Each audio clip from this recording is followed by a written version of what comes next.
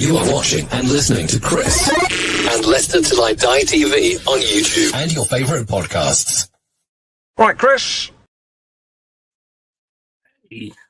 I am. 1 second. I was almost ready then. Here I am. Good evening. Good afternoon, good morning, good night, good day, goodbye. Hello. Wherever you are in the world, one of those will be covering you. And also got to say good evening, good afternoon, good morning, good night, good day, good night, good welcome to that man there as well, Mr. Oliver Skip. He has skipped his way to the KP. Brad has been cleaning himself at the excitement of it all, I am sure. We will be talking about that. I'm sorry, I was just reading a message then. He will be getting really excited. But look, we don't want to keep her waiting any longer because she's a woman and she doesn't like being kept waiting. And she's gone. I was just about to bring her in there and she has gone. Oh, dear. As always, fashionably late, Chris. I need to be late. Of course I do. I've been spending too long with Kate. That's why I'm late. Kate is early. She told me off once for coming early. I'm just leaving it at that one. How you doing? Surprised Vart is playing. Very surprised. Hope Skipper is worth 25 and Hayden is in. Tito Blue, hello and welcome. Okay, let's bring her in. I'm sure Brad won't mind me keeping him on backstage for a minute, but we'll talk to this young lady here. Kate, good afternoon, good evening, good morning, good day, goodbye, hello. Can you hear me, mother? She puts these claims in for these really expensive mobile phones and then she can't get one to work. Hello. You're right. Can you hear me? No, you are break. No, she's gone again. Hey, let's hope that Varney disappears up the front of the pitch as quickly as that. But look, let us change. Let us have a look and bring my co-presenter in. He was going to be late, he said, because he was eating, but he's obviously gone. Oh no, she's back. She's back from outer space. Sorry. Just turn around now. Not great. And look off your face. How are you? Yes, I'm all right, thanks. How are you? I am, well, nervous but excited, and I like the look of the team. Okay. You are suffering with the wind there, aren't you? It's breezy. It's a bit blowy. It's a bit blowy, as we say in Leicester. Hey, could be worse, but I'm not going to go there. Have you seen the team? Yes, I have, yeah. I'm sorry if anybody thinks I'm shouting. I'm shouting because I'm trying to make myself to Kate. I don't know if Kate can hear me or not, but I can hear you okay, it's fine. The wind is automatically making me shout. But look, there is the team. Vestergaard and Faze starting. Christensen is back. Yeah. Guenete gets his first start. But look, there's only one place we can start, isn't there? Mr. Yeah. Vardy. Oh, I know. Tasty, innit? I did call it on Twitter earlier because I just know what we're like with him. We're smoke and mirrors. They will never tell the truth about Vardy because he doesn't want it. And that's exactly what Enzo used to do. And the thing is, he's made himself available. So we obviously must feel he's got something in him, even if it's just 45 minutes. If he says he's available, you've got to play him, haven't you? Yeah, and you've got to trust him in that he knows his own body better than anybody else. Yes. Well, apart from let's not go there. Stop it. What are you trying to? I'm not going anywhere. I dare. You bloody are. Going down the garden path and taking me with you. maybe just a little. Guenete making the first start. Yeah, I'm excited to see what he's about. Had a lot of noise about him, haven't we? The Argentinian. Let's just hope he's better than the South American that we had before. And then Brazilian. And then obviously, if you have a Brazilian, make sure it goes down the centre. That's what I say. And then obviously the big omission of Ricky P, which is the one that's given me more trepidation than anything else. Yes, he's on the bench though. Yeah. And I mean, I'm a bit torn because I like Christensen. He's not had the best pre-season, but then who has, in fairness? Yeah. I like Christensen, but then Justin, do you put Christian in instead of Justin? And so what did you would you have picked Ricardo over Justin? Well, we were thinking that if you're in possession and you want a back three, Ricky P doesn't fit into a back three. And you'd argue, well, wouldn't be good enough in a back three. So maybe he fancies Justin there, leaving Christensen to run on. Yes. Yeah. We will see. Well, but we'll see. We'll see. But you know what? We don't know what's going to happen, and we didn't know the starting 11. There wasn't many times we could say that last season. No, exactly. I'm pleased Ockley is on the bench. He has worried me a little bit. He hasn't maybe impressed me. Samare still on the bench. I thought he might be going. And you've gone.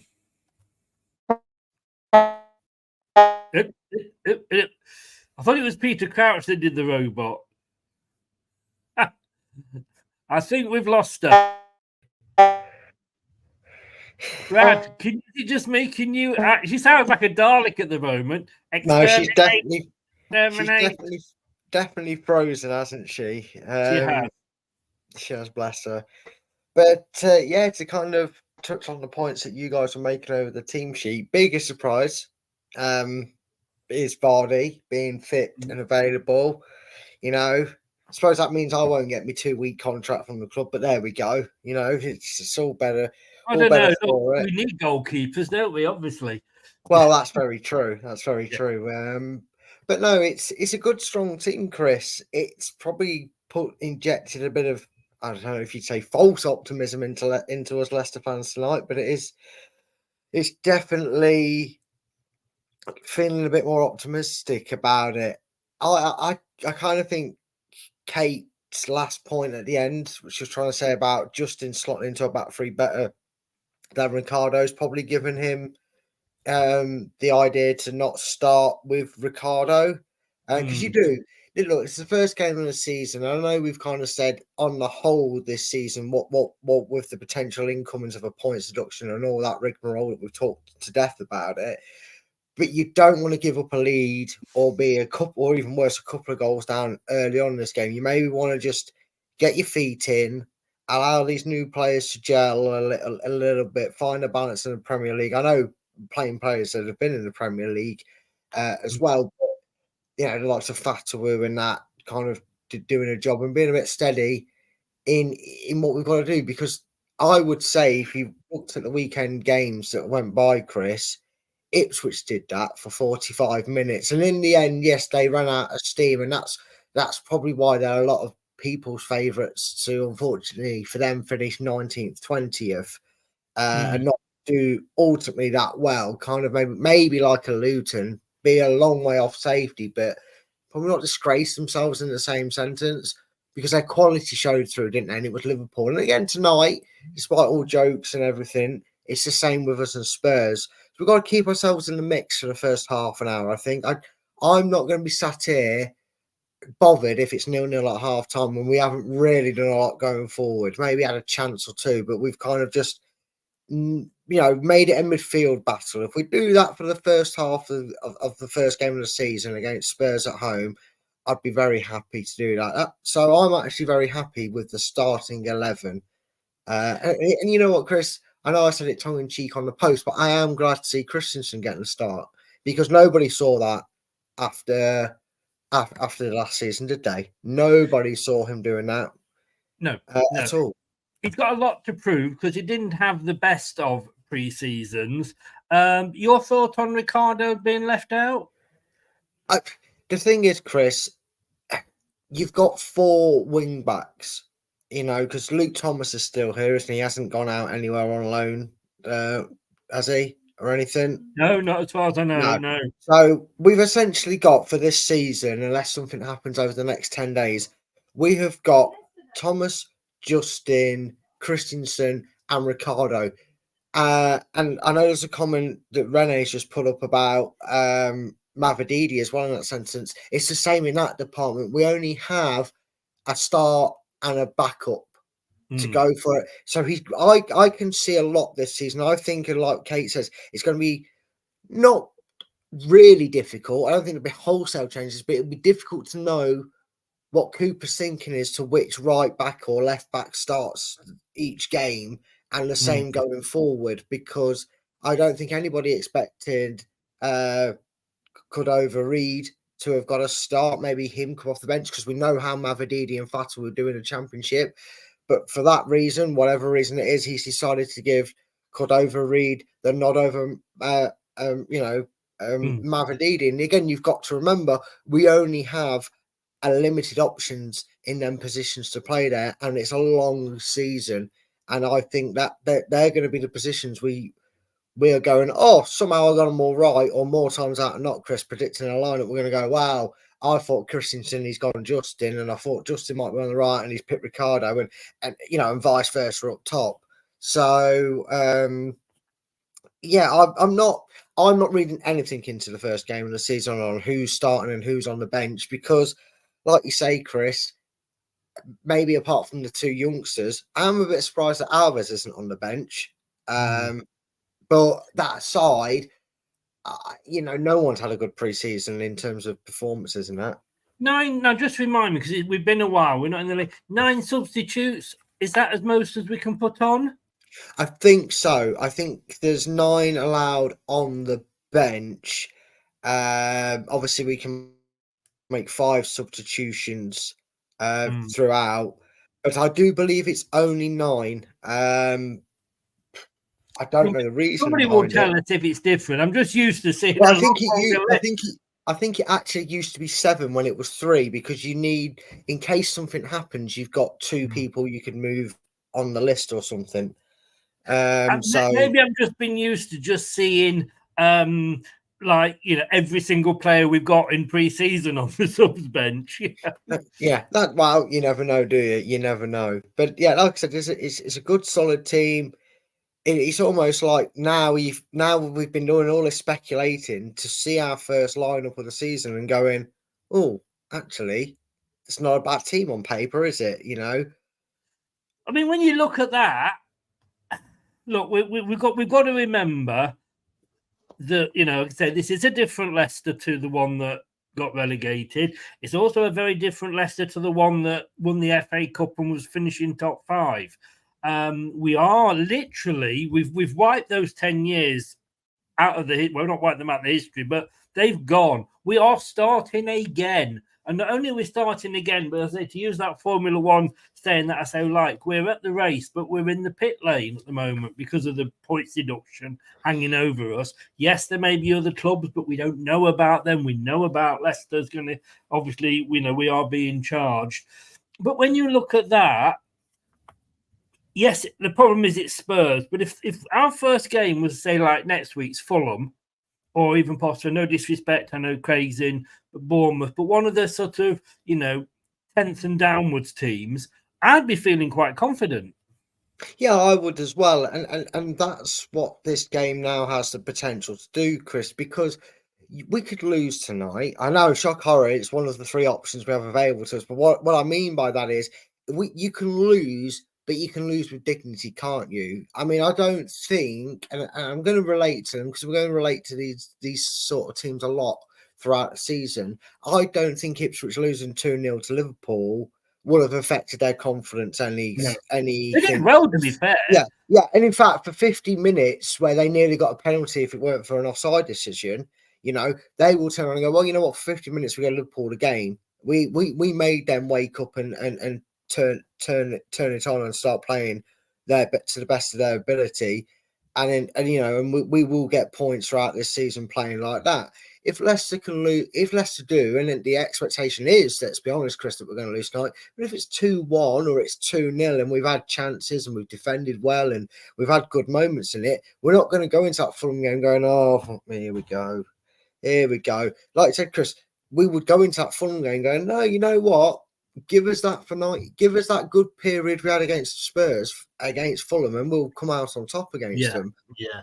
I have gone for a 3-0 loss. Get your dedications, get your predictions in. Do you know what?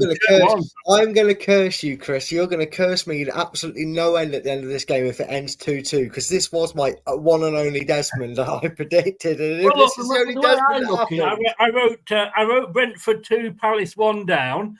Announced it as Palace 1, Brentford 1, Palace 2. I cocked it up completely. I don't know what I was doing there, because I put myself down as getting 3 points. And then you said, and I went back and watched the video and I thought, fair point. I watched it myself and I nearly told you to go back to 50 minutes and watch it from there to hear you go. Can I just say, you could have told me the 50 minutes. I was trying to find the bloody thing for ages. Well, all I'm saying is a good YouTube editor, he would timestamp these games, and when he starts talking about them, and then he would have been able to go, timestamp there, I know where to go. But it's not my area of expertise to know that. No, it very much isn't. Anyway, moving on. Maddison is back. He's in the starting lineup. Yeah, well, look, at the end of the day, I don't really necessarily understand why some people are like, well, I'm going to boo him, or whatever. Me personally, club players have left in worse ways that some people stand by for whatever reason. For me, he was gutted that we went down. Yes, he got greedy and tried to be the single hero in games. I even said that at post-match conferences about him. That was the biggest problem with him. But he never downed tools. He always wanted to play. He always wanted to give us our best. And whether people think he was trying to shop window or not, at least he wasn't sat on the bench sulking, refusing to play on us to get himself moved. He came on. That's the point. And on that game, I went mad because Maddison taking the ball. But it's very much like Knockout in the Watford game. Do you remember that? Don't scratch your eyes. He wasn't the bounty taker, but he stood up and took it. Maddison had the balls to take it. And look, if it had gone in, we'd have said he was, the hero of the hour, wouldn't we? So, but Ren is asking here, are we clapping Maddison? Why wouldn't we be clapping Maddison? Oh, exactly, because at the end of the day, he stayed with us. We went down, and even when he went down, and this goes for Barnes as well, both of them said, look, we will stay if nobody comes in to buy. If no one is going to come in and buy us, and nobody meets Leicester's expectation of value for it. They weren't saying, if no one bids more than £1 for us, we're off. They were saying, if no one matches Leicester's value for us, we will happily stay and get Leicester back to where they belong to be, because we belong to be in the Premiership. Tottenham met our valuation for Madders of 40 million. Well, sometimes he maybe look like that, but it's no offense, Gray. It's hard to have the balls to go when you got so much weight on your back carrying half your team to do anything some games, because he was the only one that used to move sometimes. They look that static and defeated. I tell you what, give me Maddison 100 times that season over Tielemans. Oh, 1,000,000%. 1,000,000%, because Tielemans might as well have been on the bench waiting for a move. Yeah, sorry, I've just realised subs-wise, 9 for Spurs as well, so it obviously is 9.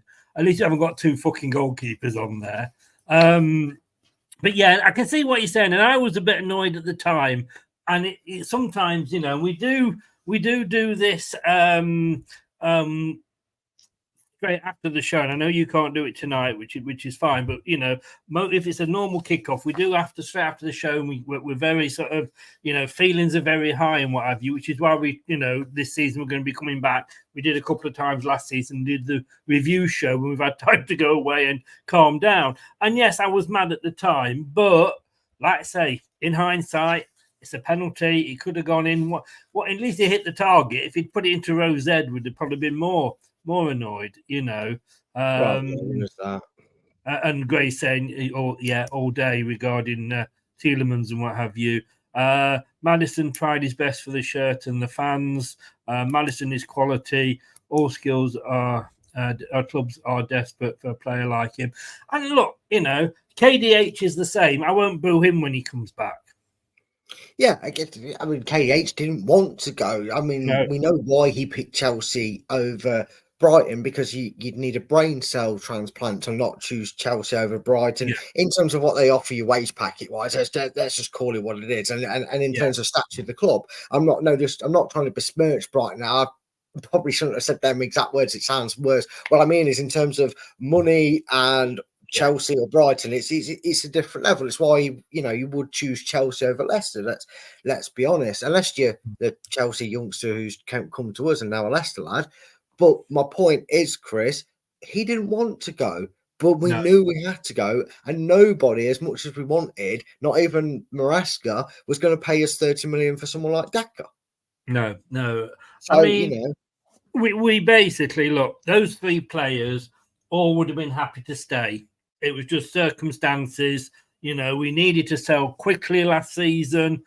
Because again, FFP or PSR, whatever it was called then in the championship, and obviously with KDH with PSR this season. Dakova Reed, I was reasonably impressed with him in the pre-seasons, to be honest with you. Retract that statement. You're banned from saying that because the last person you was happy with seeing in pre-season, he was injured for about 6.5 years, called Ryan Bertrand, as you called him. You're banned from saying they were good in pre-season. Yes, I'll take that. I can't argue with that. No, he made a good run in one of the games, got right to the byline, somehow got the ball back in. No fucking Daka. I mean, to say that he's supposed to be this quick runner. If he's fit, would we know if there was a Daka there or not anyway? Would he still be there? But no, so I can see why he is starting. I've got to say, and this was an option I thought, because I did put it out on Facebook and Twitter, because had Vardy not been fit, I don't know what it is about Cannon. For whatever reason, he's not been played that much in pre-season. Dakova Reed was an option to play as that lone striker. Yeah, he was. And again, we were limited on time. I mean, we took a long time in retrospect to get Cooper, selected as our manager.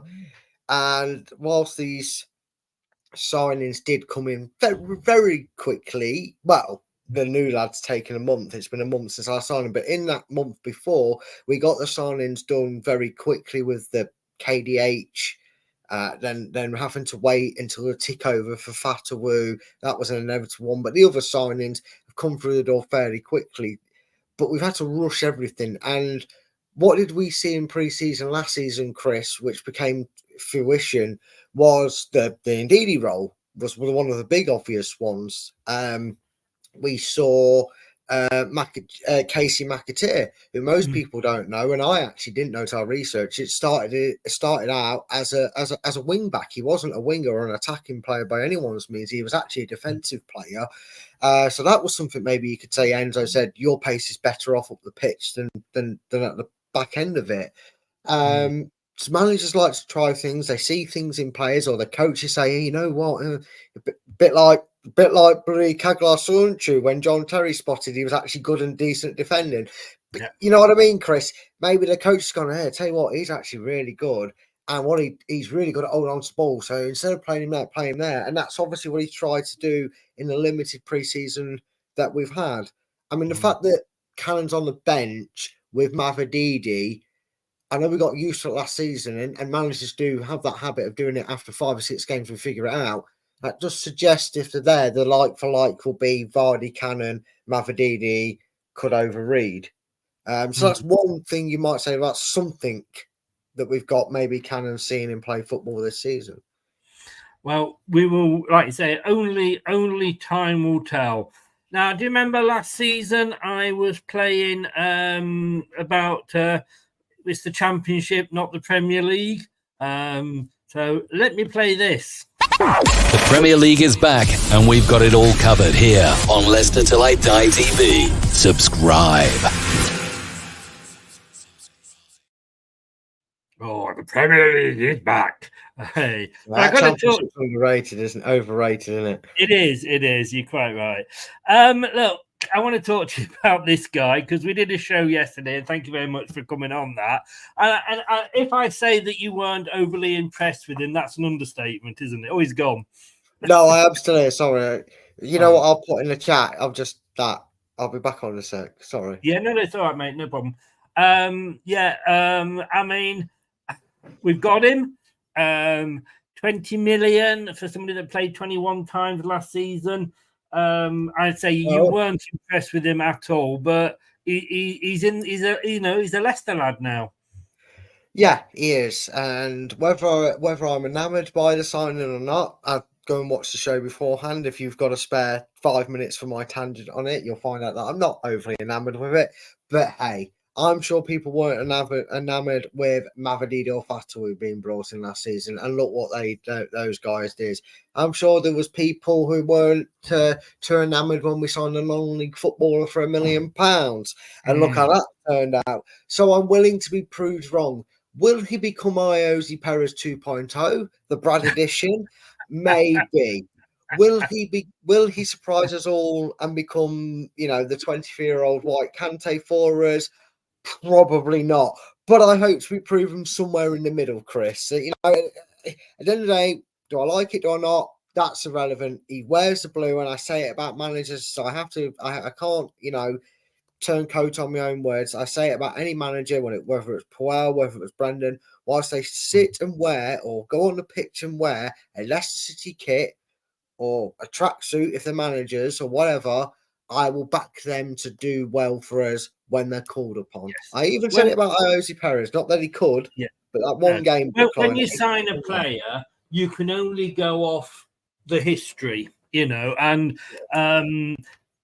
before they sign for us, because that's all we've got to go on. Let's be honest with you. But you saw the post I put up from Barnaby, who was the Spurs fan I did the preview with, who was actually singing his praises.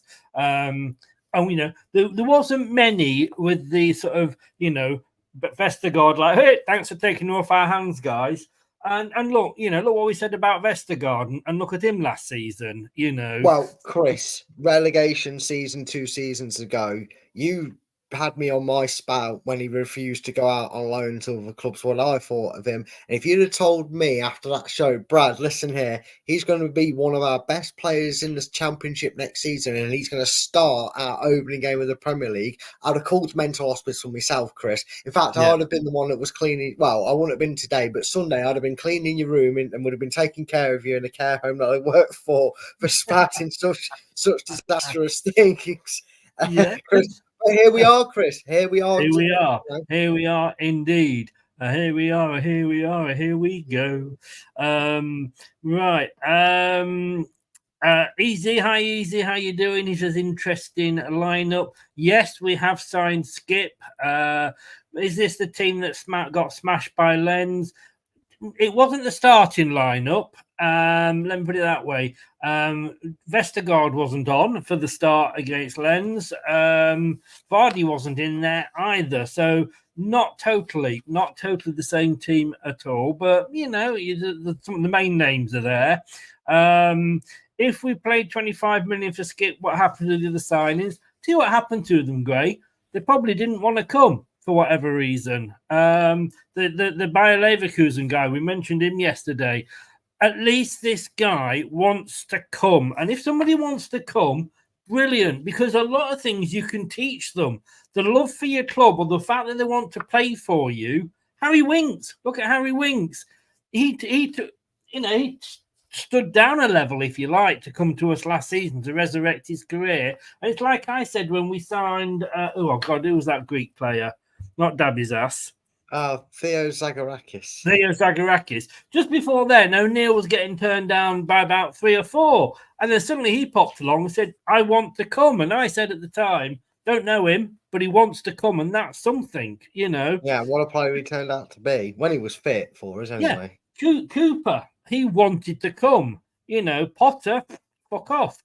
So, all these players, it's not the club. When they go in for somebody, we have our limit. So, we don't get a player signed. Maybe it's because Woodkin hasn't got the budget to spend on these players. Or the player decides that actually he doesn't want to come to a team that's only just got promoted, isn't proven in the Premier League, and despite having one of the best training facilities in the ground, will in the country will probably get a points deduction. So we're not totally attractive. So, I think that's what's happened, to be honest with you, Gray. Jeff is in. Hi, Jeff. We know it's you, Jeff. You don't keep having to say Jeff here, but welcome along, mate. Welcome along. This is the thing. When will Alvis be ready? And I said this to you the other day. You don't know whether the players are going to sink or swim. You got to throw them in. And if you don't throw them in the pool, you're never going to find out. And sometime we're going to have to do that, aren't we, mate? We are, but this is where the backdraw comes. Do you chuck? Because I believe Brendan put Braybook on when we were like 6-1 down against Spurs, so it didn't matter that he came on and got minutes on his bench. Now, I'm not saying that they don't have the right mentality or aren't mentally strong enough for this. They probably do. Their young lads are fearless. The thing is, Chris, the first game of the season, you want your most experienced players out there. Yes. With a great now, if one of them's to have a bad game or not play particularly well, or we lose and he wants to try something else, play him against Fulham, play him against Tranmere in the cup, get some minutes into the legs that way. I admit I am surprised that they haven't both made the bench, because Braybook made the bench. I can't quite see it from him. I don't think he has he? No. The bench is, dare I say it, don't shoot the messenger. Ward in goal. Then we've got Ricardo, Akoli, Nelson, Chowdhury, Samari. That's Nelson. I knew there was a youngster on there. Sorry. Mavadir, Cannon. For me, I would have put Alvis in over Samari, but look, he's a big guy. He's maybe Cooper thinks he'll put himself about a bit more. Well, maybe, you know what they say, you can put things in the shop window. If they're not selling well, you put them to the front gate to try and get rid of them. Yeah. Maybe he comes on for 10, 15 minutes and showcases what he does. And maybe the rumours are he doesn't want to go. You know what? I just want to go back because they're just showing Skip on the screen at the moment. Look, I am sure Winks will have had a word in Steve Cooper's ear. And Steve Cooper had him in the under-17s England team. Steve Cooper was very keen to get him in. Yeah. So, we both, when we did a show, that Super Six show, when, 6 of the best or 6-pack, whatever I called it. And like, do we really need another defensive midfielder? Blah, blah, blah. But Cooper knew him. And let's be honest with you, so would Winks. Winks would have spent time with him more recently than Cooper, wouldn't he? Oh yeah, definitely, and it's going to help. It's going to help having him in the squad. There's only one little bit of disappointment that I had with the Winks reveal, right? And you won't know this because you don't care for the sport of wrestling, so you can take a back seat, pick a book, and read for a minute. But for any of you wrestling fans out there, maybe from the early 2010 sort of thing, do you remember like SmackDown versus Raw, and they wore the branded shirts, and you always had like SmackDown versus Raw, and you had like 5 for SmackDown, 5 for Raw, and you always had one every so often, every year, mostly the big show, surprise, surprise.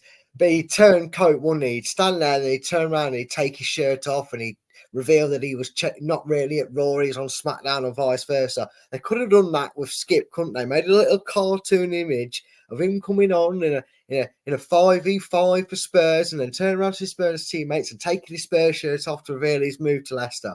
I don't know. Maybe I'm just living in a wild dream world, but they missed the opportunity tonight to have revealed him that way. What the fuck have you just been going on about? Honestly, like I said, if you're not a WWE fan of the mid-2000s, you have no idea what I'm going on about, and you think I've lost the plot, and I'll join you in the nut house. No, think shit about it. I know you have. Right, the managers are shaking each other's hands and hugging. The players are walking onto the pitch, being led out by a certain Mr. Vardy. You've got to go. I will let you go, Brad. Thank you so very much. You need to put a 10p into your meter, and hopefully I'll see you at half time. Yeah, see you at half time, mate. Take care, buddy. Bye-bye. Bye. WW fucking F. What was that all about? Somebody. I mean, I do know wrestling, but I am certainly the big daddy giant haystacks. None of this American shit. But look, we're here. We're about to get back onto it. Anybody nervous? Anybody nervous? I've gone 3-0, Jeff. So look, the team's going across the bottom. We will take that out in a second when I put the score up. A few changes now for the new season. And one of them is going to be this.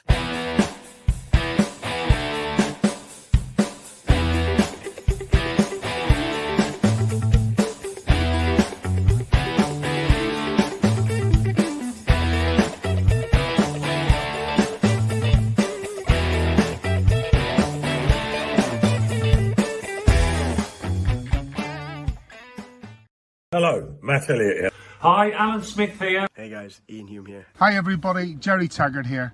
Be sure to watch Chris and Leicester Till I Die TV for all the latest Leicester City news and information. You can also subscribe on YouTube and various social media channels. for the latest updates and news on Leicester City Football Club. Come on, you foxes! Indeed, and we're going to be putting the timer where the subscribe thing is at the moment, just there. You'll see the timer come up. We all watch it at different times, whether we are on in the same channel in different rooms. You can be at different stages of the game, so no spoilers. Even if you put something in as a joke, if I don't see it, Nate is in, Gray is in, it's a straight kick out. They kick you out for 24 hours. I kick you out permanently. RIP to Craig Shakespeare. They've got some lovely tributes going on for him. Now I can see Nigel Pearson. I can see Steve Walsh, the ex, obviously brought a lot of players to the club.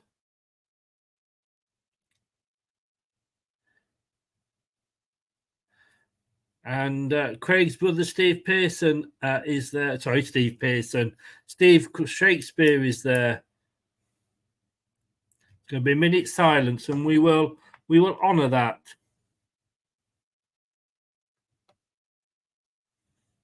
Lovely, lovely man.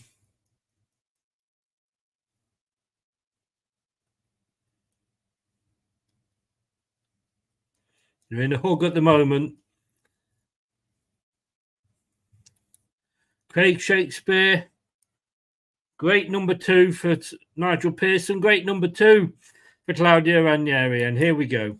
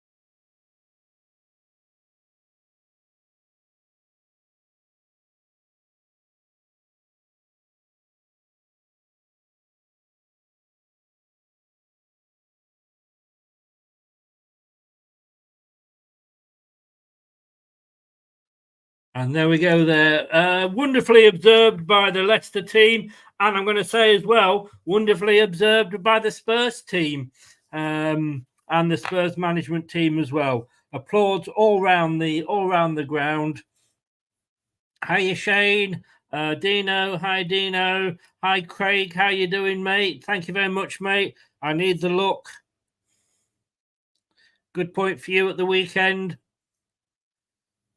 Your old player playing tonight, our old player playing tonight, and Spurs' old player playing tonight. Of course, a lot of these players that are in this squad here, Justin, Vestergaard, Faze, Christensen, Ndidi, Vardy, well, of course, all have remembered Craig Shakespeare when he came last year.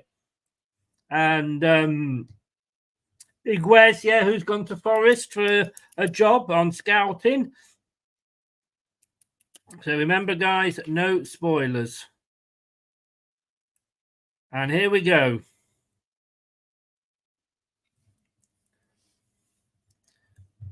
And it is absolutely peeing down with rain at the moment.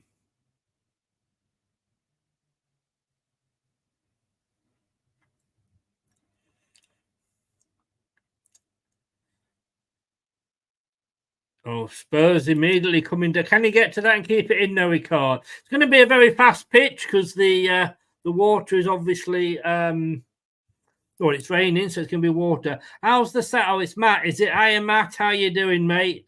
Nice to see you.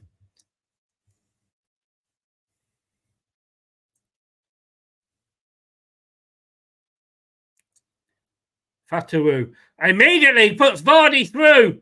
Oh, good defending there by the Spurs defence. Fatawu there immediately got the chance to get Vardy through. Plays it back to Faz, who immediately gets the ball forward.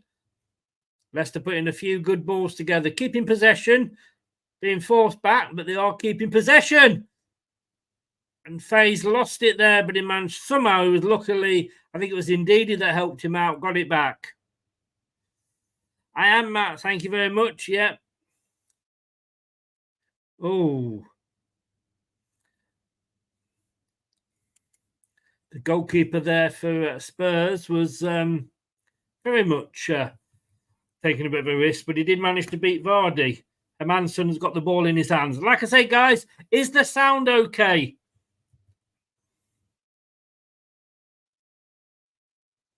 Long ball up from Hermansson. Straight through to his opposite number, though. It's a bit too hard, probably. I'd imagine, well, we saw earlier, didn't we, with Kate, there's a bit of wind. Bit of wind round there tonight.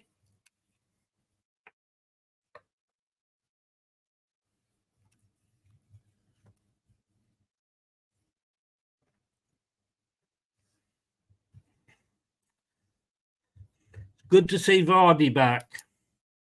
Thank you, Gray. Don't forget, guys, please smash that likes button.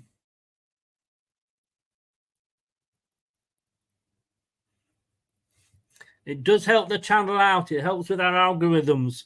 So please, if you can, smash the like button. It is free. Please do.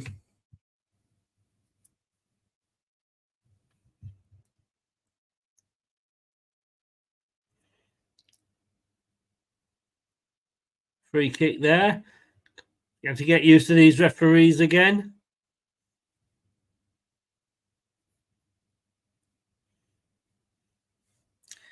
Interesting to see how Solanke does tonight.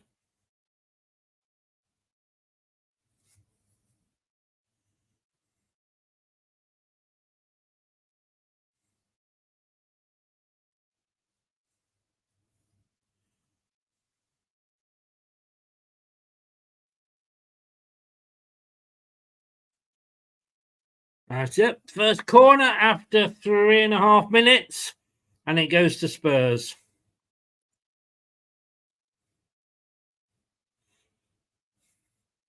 I think that's Maddison getting applause there, taking the corner. Yes, it is. I have no reason why he shouldn't get a good reception. Like I said at the start, you know, he left to help the club financially.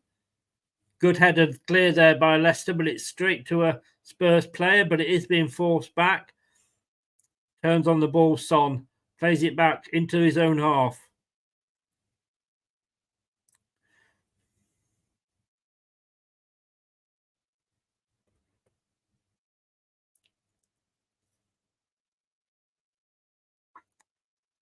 Some people are booing Maddison. I don't get that.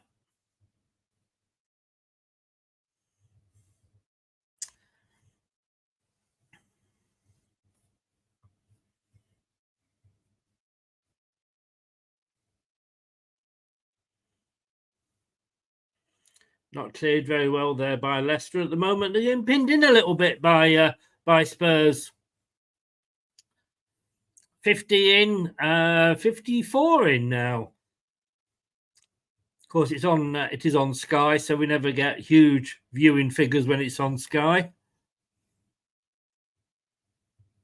The atmosphere seems pretty good. It was nice to see. Oh, Leicester got a chance now. Can we break? Indeed, he goes down, but no foul. He was crowded. The ball was played to him, but he had 3 players around him. And this has given Spurs the chance now. Son weaving in the box. And it's gone out for a corner of Fatawu. Really, indeed, he lost the ball. And it wasn't his fault. He had 3 players around him. It shouldn't have even have been thought of as a pass there, but...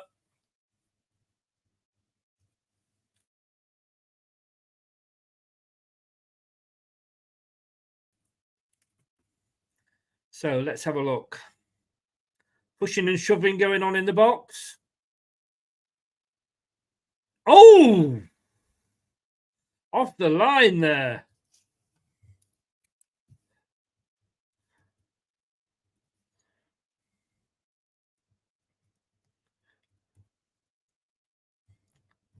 From the corner there.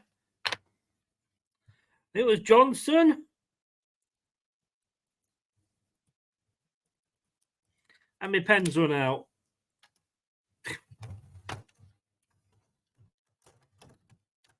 Bloody typical.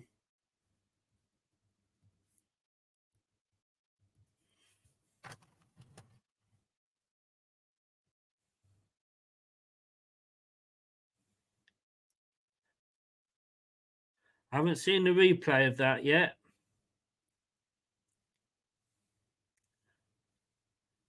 They do come forward again, but good block. Is it another corner? Yes, it is. 3rd corner. This time off Ndidi.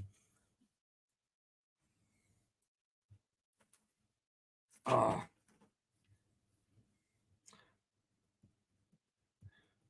Ndidi. Oh, it was good. Good save.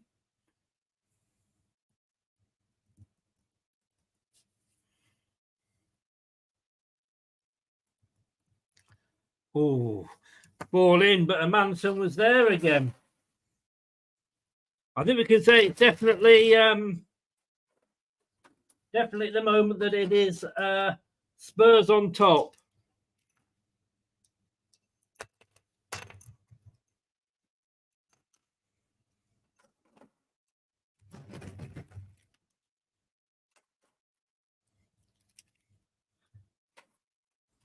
Got to right in blue. Now, Leicester are coming forward. It was well shielded there by the Spurs defence. And Leicester got the ball again.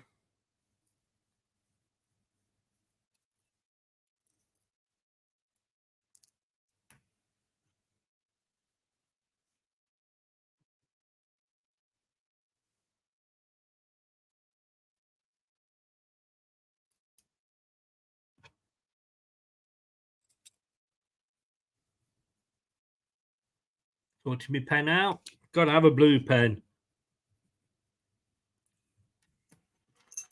Can't decide whether it's blue or red at the moment. It's a bit of a purple pen.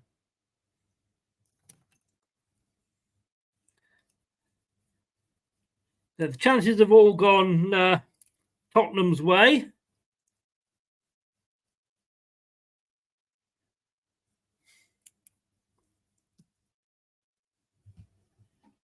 At the moment, Leicester having to prove...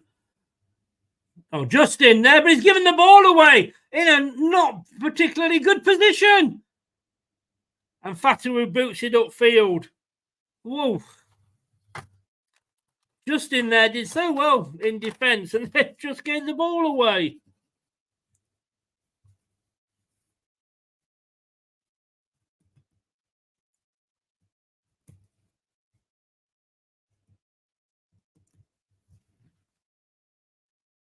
Ah, this is the purple one. This is why it's not looking like it's blue, but purple counts. Purple's nearly blue.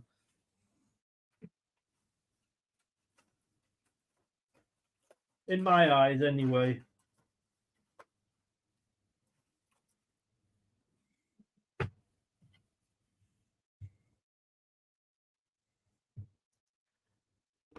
But it's very much Tottenham. And it's another corner. This is the 5th corner, I think. Is it?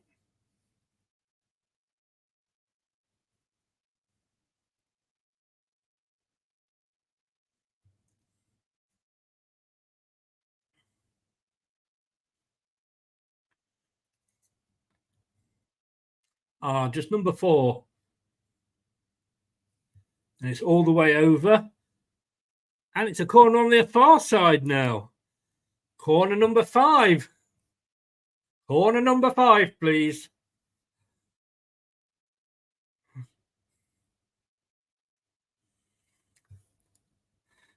Just in case you're wondering, it is Vicaro in the goal for Tottenham Hotspur. Hasn't had a lot to do yet, I've got to be honest with you. Ball comes in. Oh, just wide. I think Mads had it covered, though. But Romero with the diving header. Let's have a look. Comes in from the short corner. Was it probably a bit wider than it? Let's have a look. Yeah, it was actually wider than I thought it was. But they are raking the chances. They're on and the chances up. 4-3-3 Spurs are playing at the moment.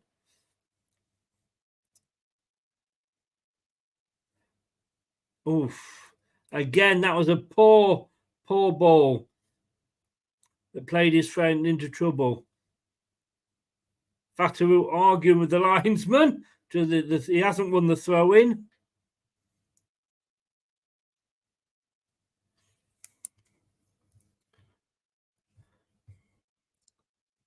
So the ref is Chris Kavanagh.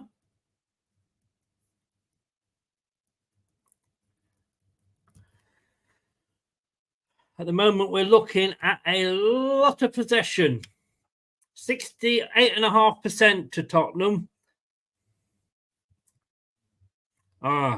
Spurs coming forward again. They've got plenty of space on this left-hand side.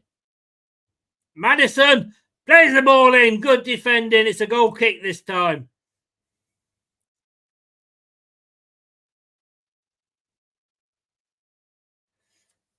Alan Smith thinks that the first goal is coming.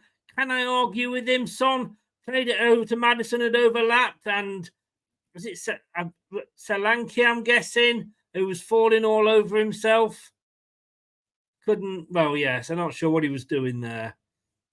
A short goal kick, but it's now booted upfield by Hermansen, straight to a Spurs player, though. It is attack after attack from Spurs. And that's a free kick off Fataru. Caught him there as he ran past him. 13 minutes gone, 0-0, but there's only one team in it at the moment.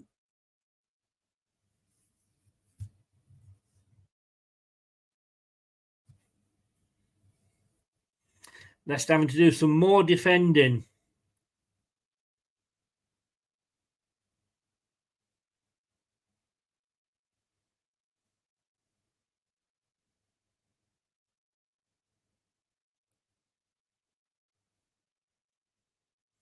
So rain is coming down here.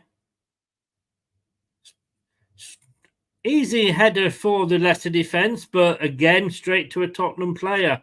Boots it back in. Oh, but it's straight down to Mads Hermansen. It was down his throat from Solanke. He gets the header, Faz, and gets the header in, but it was straight down Mads Hermansen's throat, and it remains 0-0.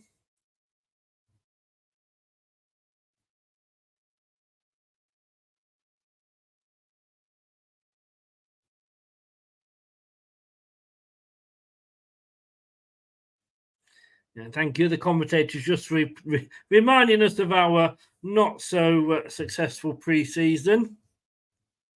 Cooper there looking pensive, arms crossed.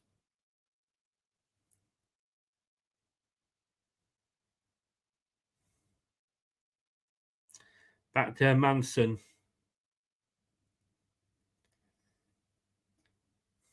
Now that is well played, in fairness. And then we get the ball away. What's that a free kick for fuck's sake?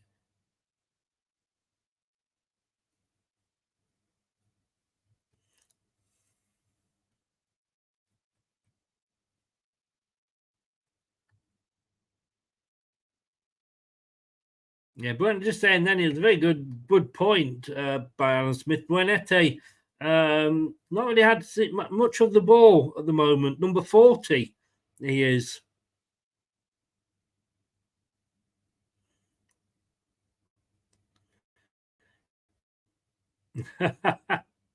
Oh, Fatawu, he's breaking away. He's looking for help. Jacoba Reed on the far side. Put that well from Fatawu. Plays it back, but it's not a good ball, and the momentum's gone. We broke lovely there, but the moment has gone. But we come forward again. Justin. Buonanotte, but he loses the ball as he tries to go forward. So Leicester throw on this near side. Buenete lost the ball there, but he fought to get it back, and he gets a throw in with Justin. Justin's going to take the throw in. This is good from Leicester.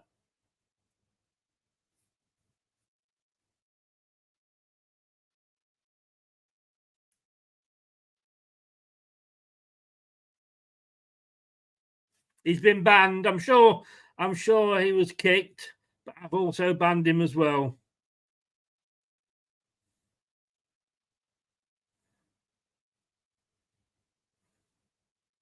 Free kick to Spurs.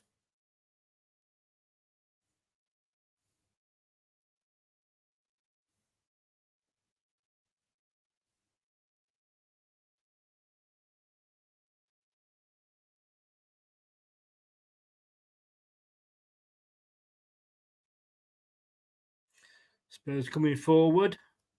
Maddison all the way over to the far side. Johnson up against Christensen. Oh, and it goes out.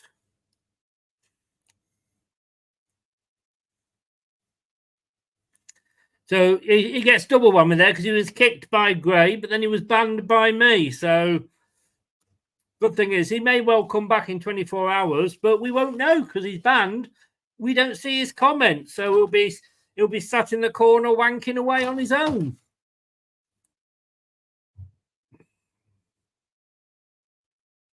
Six corners, 17 minutes.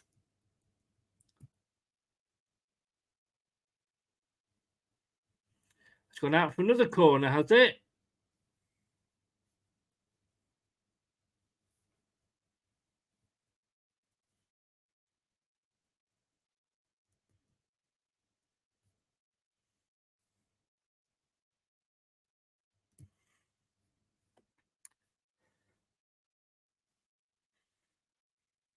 Obviously, I still need you if you can do, Gray, just in case I don't see them at all.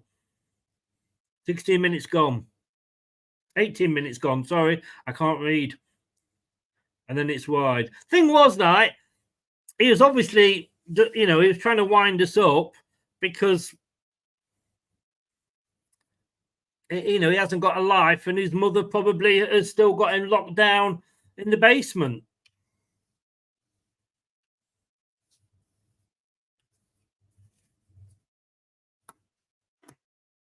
Just concentrating on Skip, but he'll have to find something else to do with his right hand now, won't he?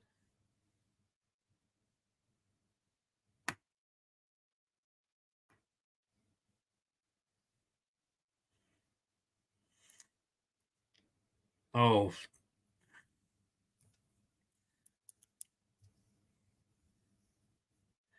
Oh, Maddison there.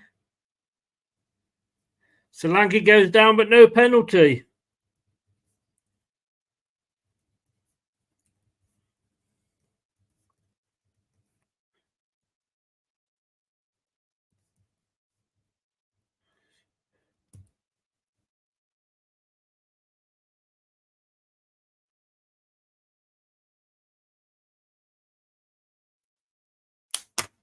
No penalty.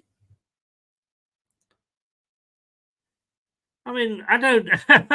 Well, I don't know what's happening. I don't understand VAR. Fatawu now on this near side. Let's see if we can see a little bit of Fatawu magic. We cut here. He's brought down. Free kick for Fatawu.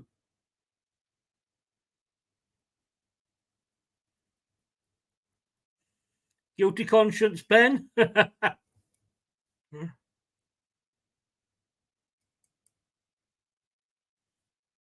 So first free kick for Leicester, possibly. Buenete and Winks standing over the ball. Of course, KDH, one free kick taker, no longer here. Maddison, the other free kick taker, hasn't been with us for a while and is actually playing in the white.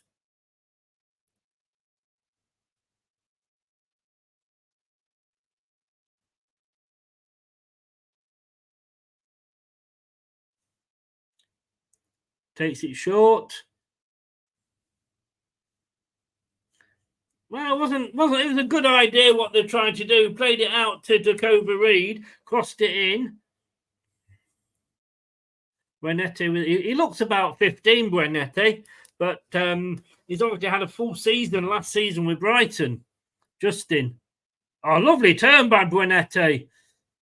Gives into the box.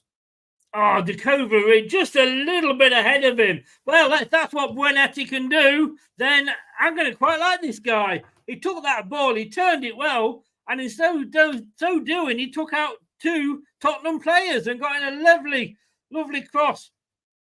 Leicester coming forward again. Winks.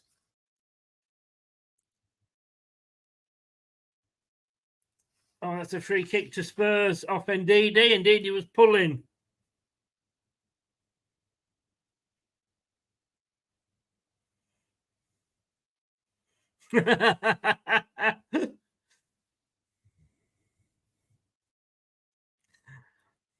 Calm down, Ben.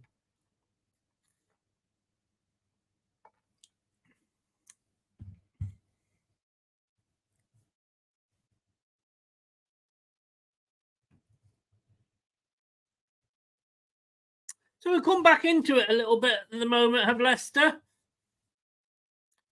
All the way over to Son.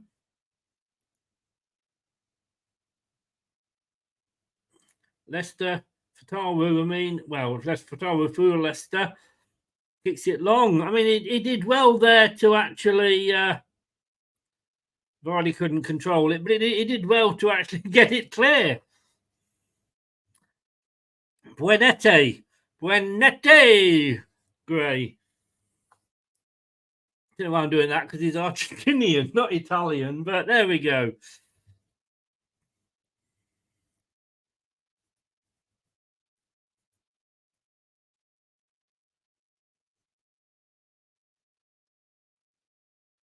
Oof.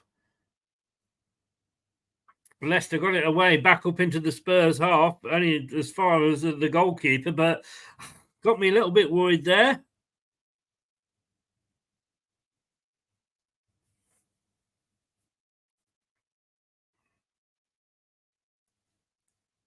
If I go quiet, by the way, it's because I've gone full screen on this and I can't see the comments. And if you're asking questions, I am sure that one of the mods will reply for me. So...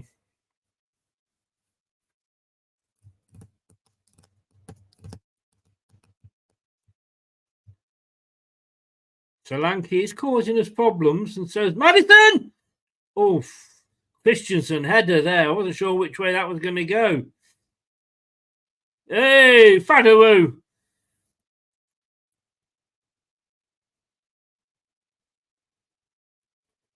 Oh, Branotti. It was lovely defending there. Lovely defending. Maddison taken off the ball by Fatawu, and they got a big cheer there from the crowd.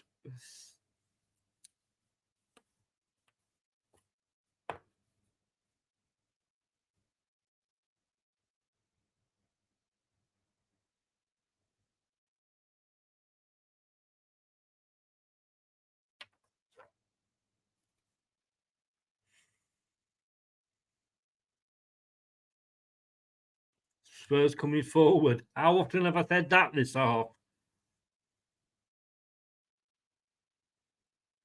Oh, lovely overlap there by Spurs, I've got to say. We're doing a lot of it, Leicester defending. Buonanotte is... Oh, he got two players on him, but now Leicester do come away with Christensen down the far side. Oh, good defending there by Spurs. I have to say, it was good defending by Spurs. And Christensen wins it back, and then he gets taken down, and Christensen gets the free kick.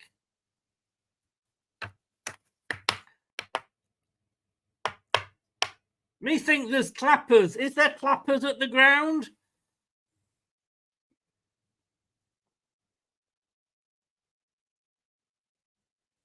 The crowd are really getting behind the team now, which is great to see.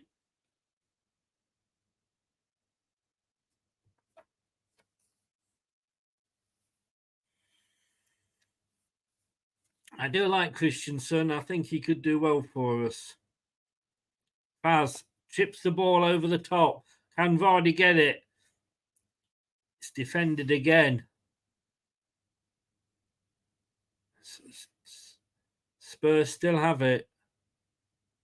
But Leicester crowd him out. Oh, it's a bit too hard, but have we still got it? Yes, we have.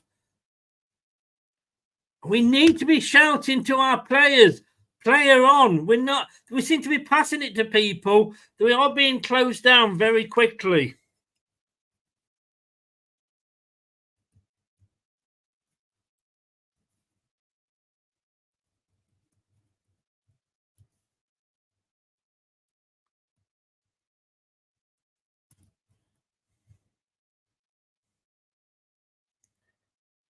I haven't got it clear yet.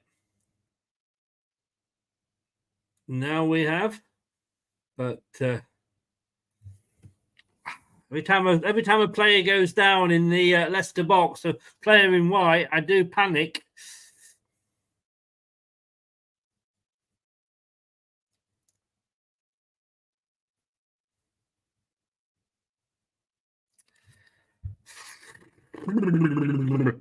Oh.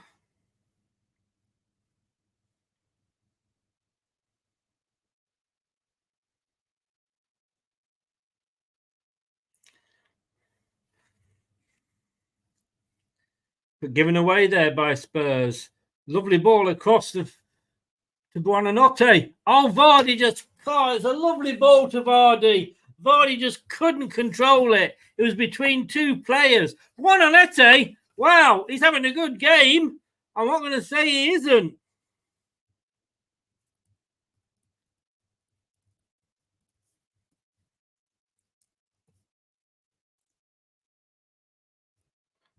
I've got to be honest with you, Vardy's looking fit as well.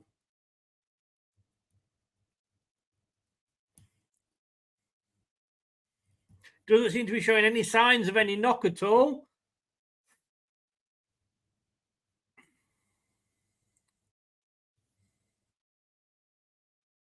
But it's still 66% possession to Tottenham. Oh, there it is. 1-0 Tottenham. Just at that moment, I freeze.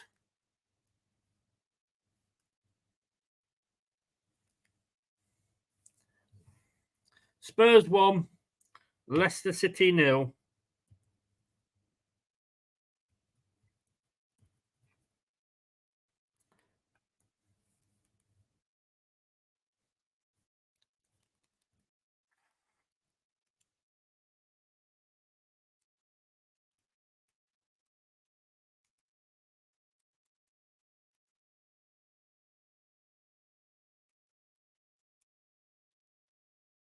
Just as we're speaking, my link goes down. So I'm guessing it is 1-0.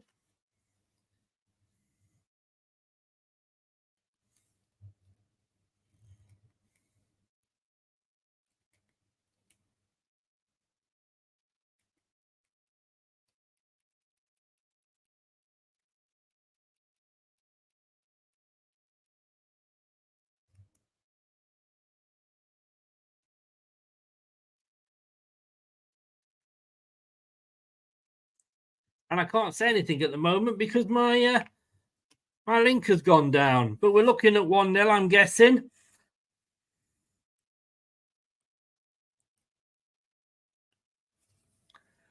And bear with me.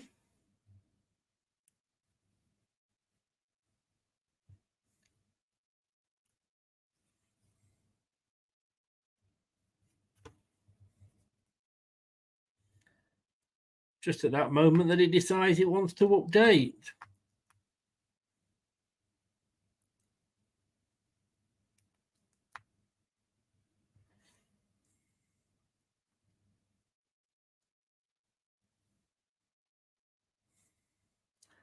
And at the moment, I'm getting absolutely nothing.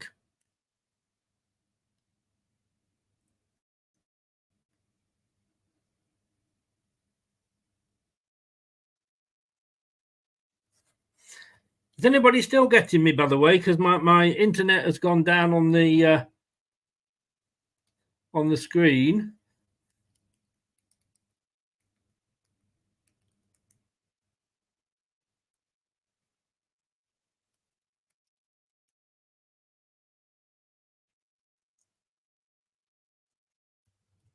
At the moment, I am struggling, guys.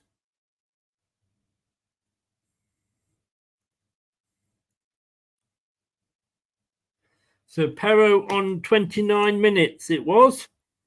And it was coming, in fairness.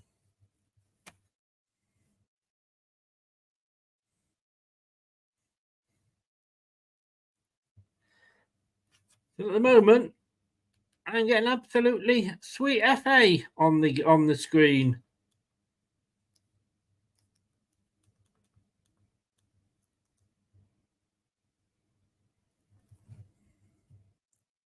So you'll have to bear with me.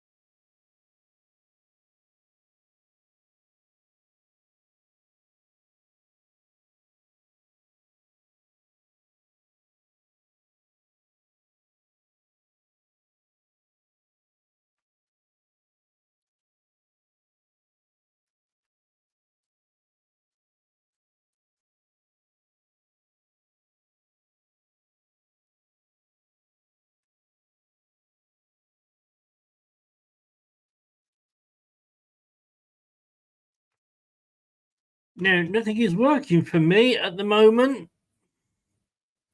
Don't know if you've got anything, Nate, that you can send me.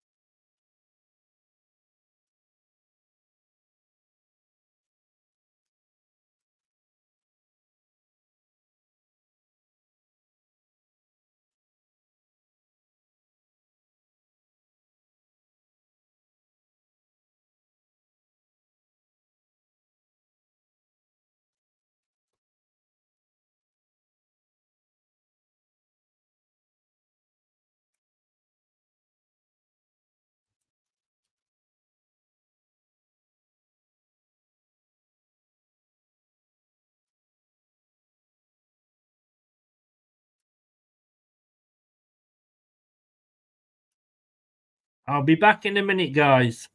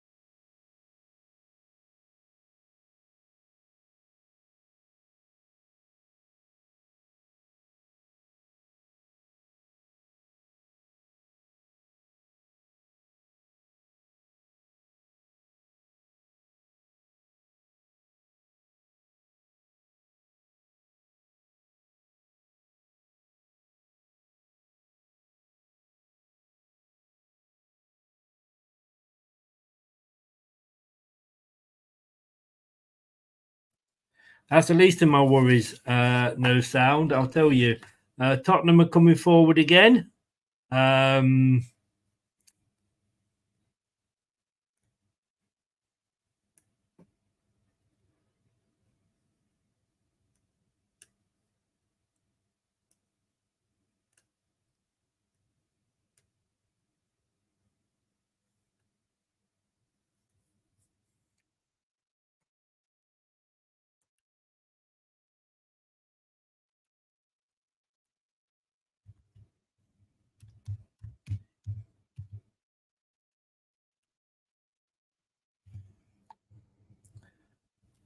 All I'm saying at the moment is Tottenham coming forward.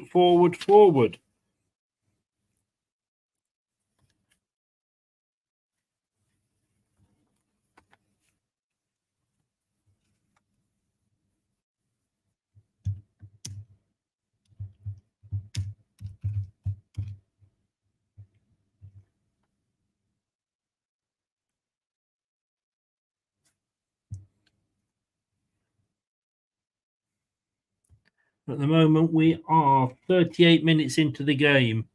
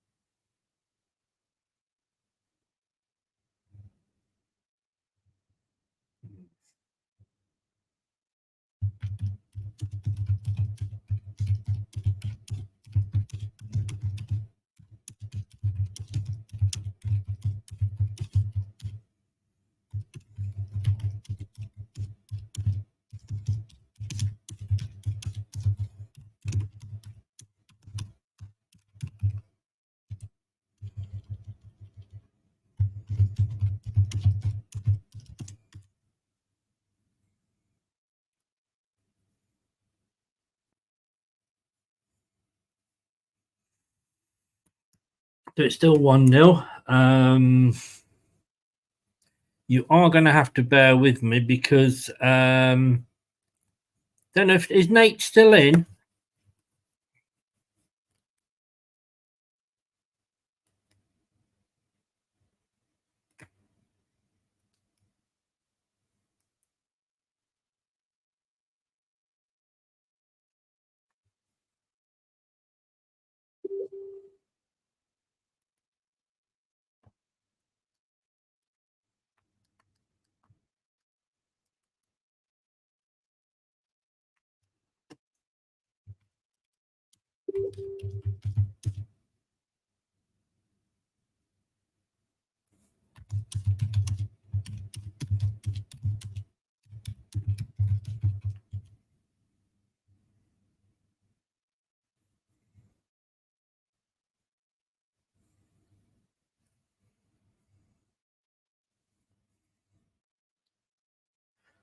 So just bear with me, guys.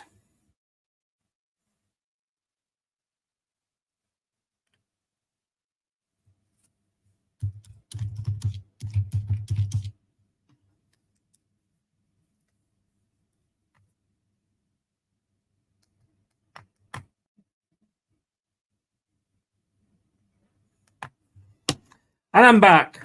I'm back from outer space.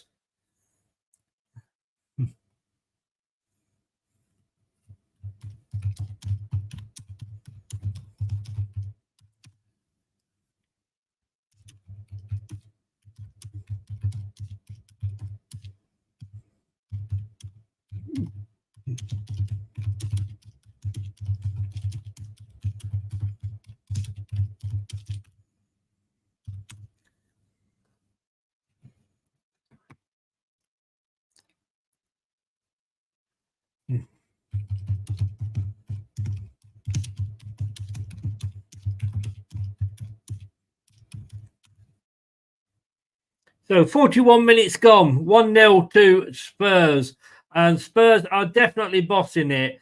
71% possession here. 9 shots to our 1, 5 on target, 2 off target, and 2 blocked. We've had 1 touch in the Spurs box so far.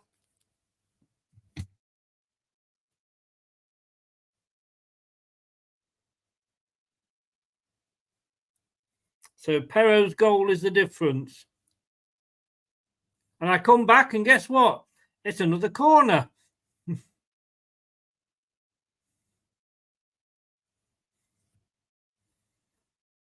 It's another corner.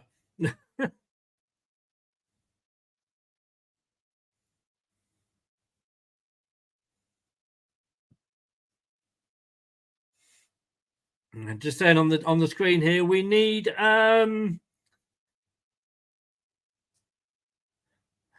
Hey Nate, how to do, mate? Thanks for replying.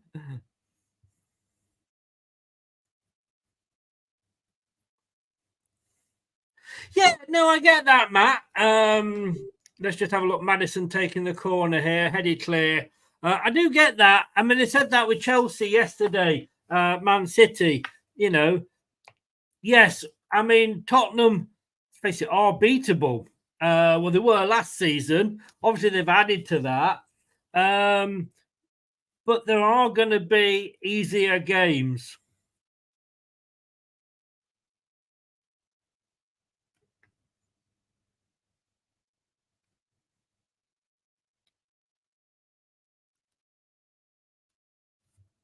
So anyway, I lost about 40 minutes.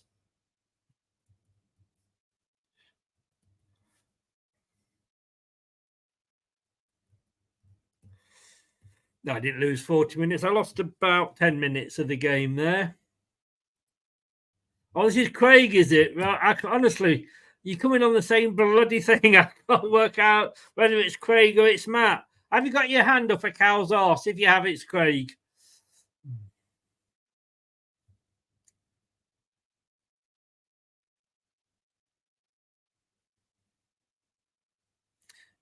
So Tottenham now, they lose the ball to Christensen, and that's going to be a Leicester throw.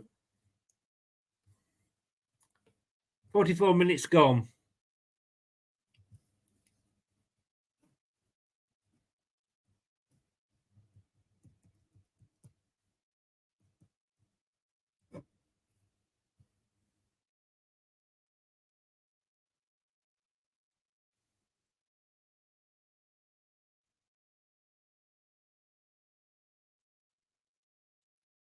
We're up to the end of the first half.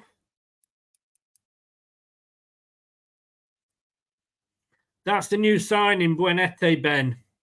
I got him on loan from Brighton.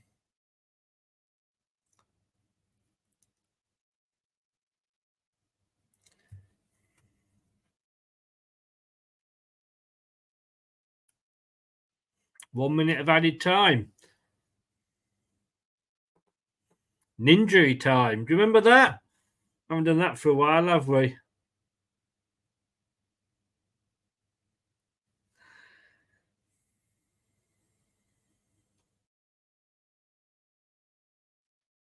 There's a throw into Leicester on the far side. Just inside the Leicester half.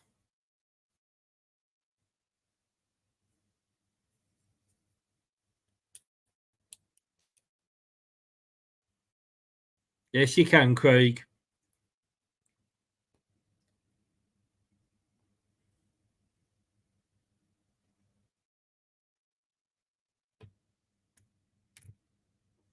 And there it is. Half time it is. 1-0 to Tottenham. As it stands, I'm going to go for a pee. I should be back with Brad in a few minutes. Do not touch that dial. We will be back. And while I'm gone, why don't you subscribe and like the video? It really will help us. Thank you very much.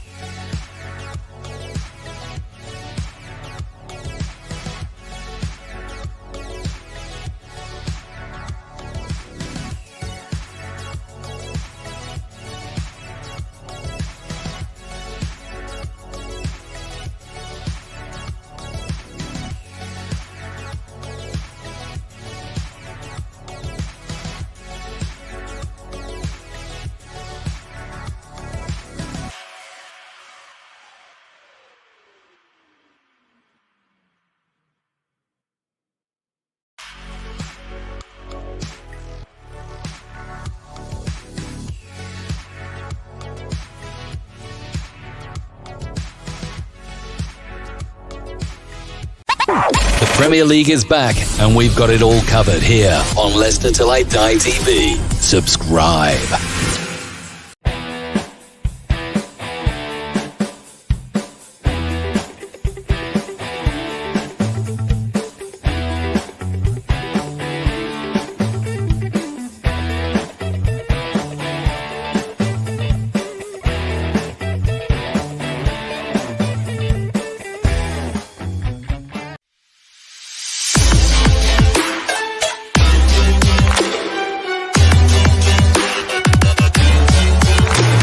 Hello, Matt Elliott here. Hi, Alan Smith here. Hey guys, Ian Hume here. Hi everybody, Jerry Taggart here.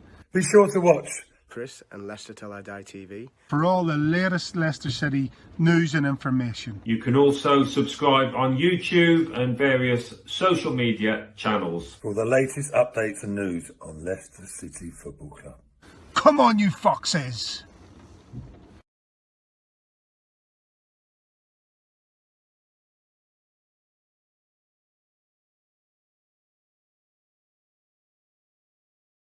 Well, hello, welcome back.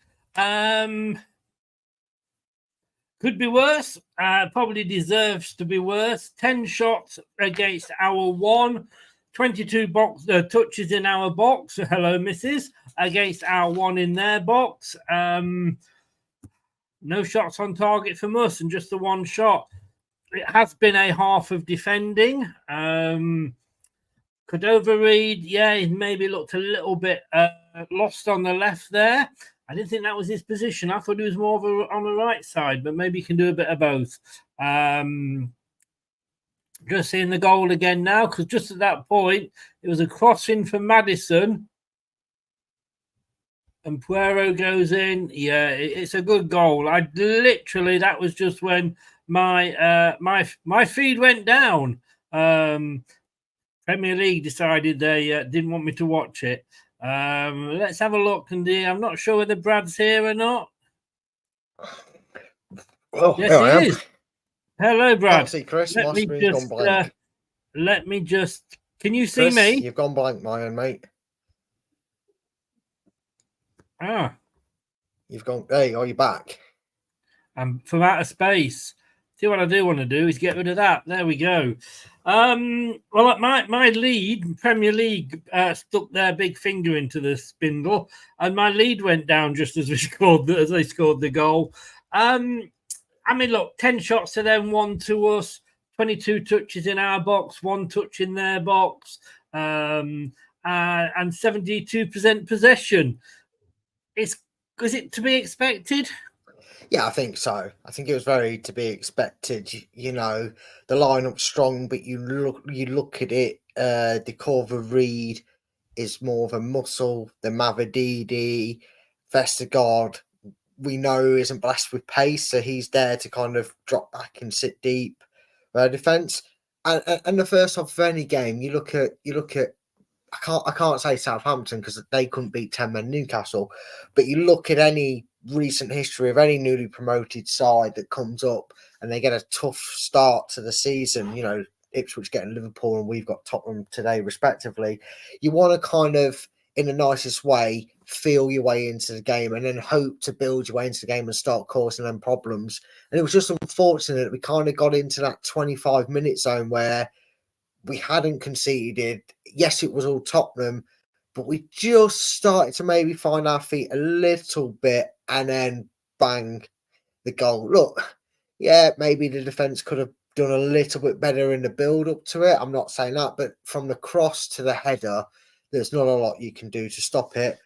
But to be fair to Leicester, they didn't let that get to us. I'm sure there's a lot of fans that maybe thought, oh, here we go, this could end up 2-3-0 before half-time. We didn't just allow that to continue to the same manner it was. We changed things up. The number 40, I'm going to just call him that because that's what we've been calling him watching the game, because saying his name's... Buenetti. Yeah, Buenetti. Number 40, that's what I'm going to say. He looks lively. He looks good at going forward.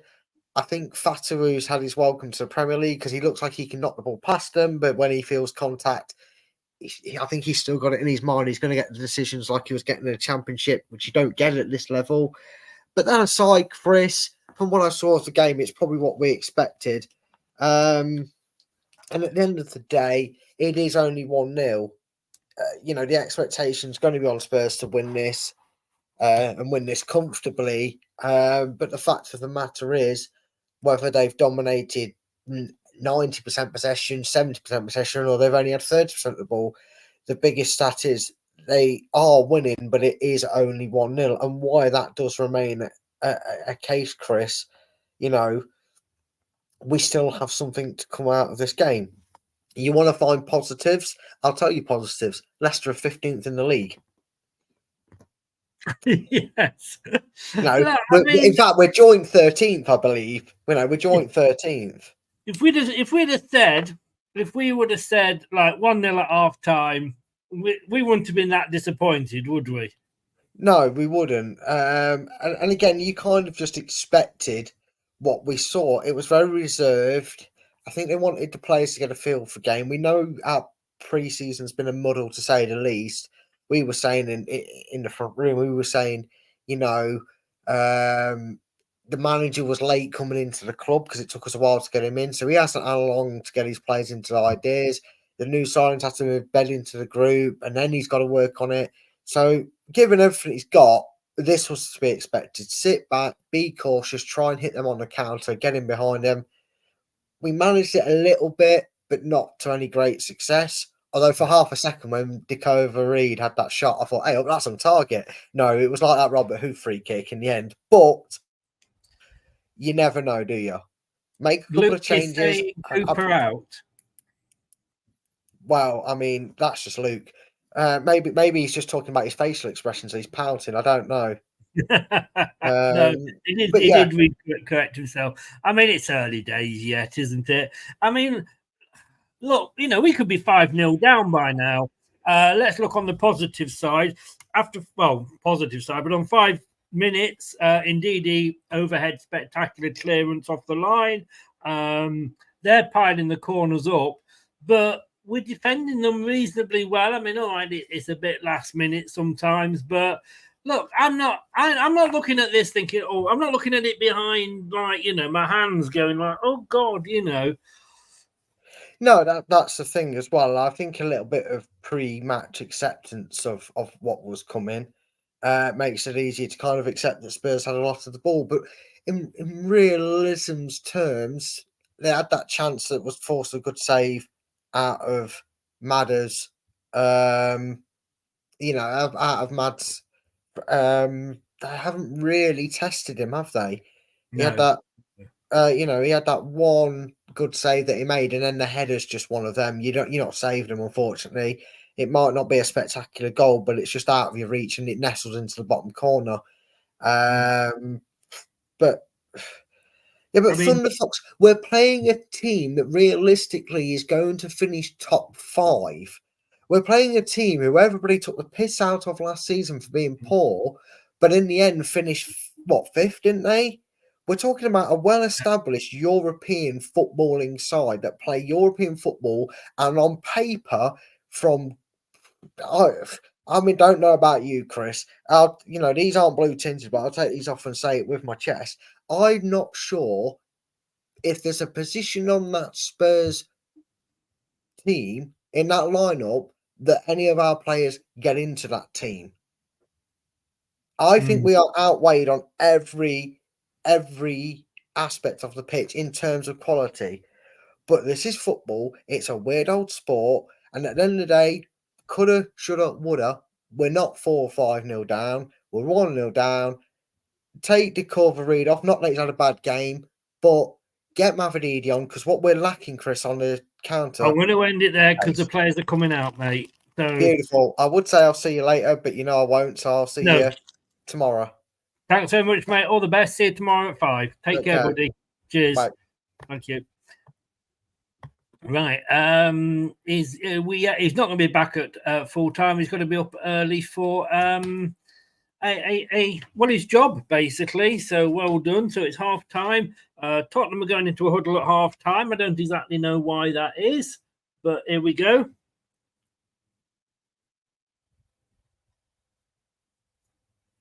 One 1-0 at half time. I mean, there's a lot of negativity in the chat, and I understand. I do understand why, but I am not that downbeat. Maybe because I expected us to lose. Look, if we were playing Ipswich, I might feel differently, but we're not. As Brad said, quite rightly, we are playing Tottenham. We are playing a team that is in the Champions League next season.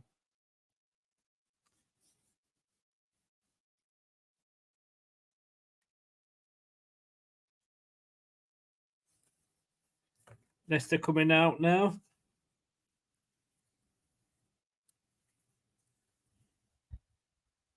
They're saying find some energy on the TV, but I mean, what do they want?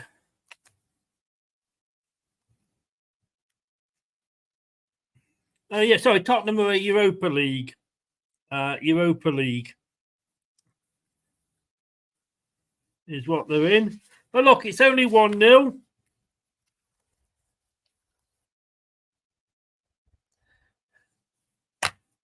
Leicester are going to be kicking off.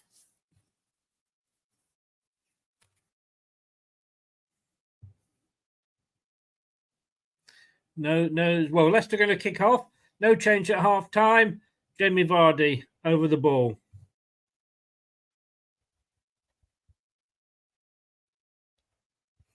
And we're underway. So Leicester all in blue, kicking from left to right towards the Kop as they like to. And you've got Tottenham Hotspur in their white shirts with blue arms, blue shorts, white socks. It's a free kick to Leicester. Christensen takes and plays it back to Faz. Faz will go back to Hermansen. Left-footed up. It's kept in on the byline there.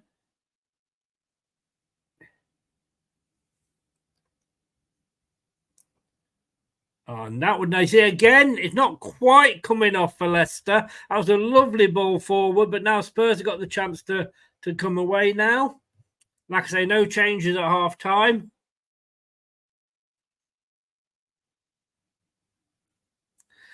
Are you going to do any work, Craig? That's the question, mate.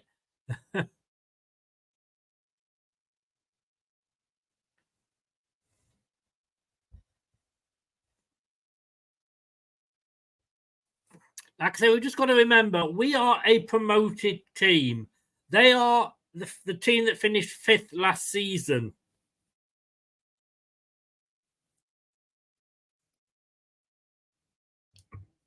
You know, they keep saying about the difference between the teams. At the moment, we are a promoted championship team. They are a top 5 team.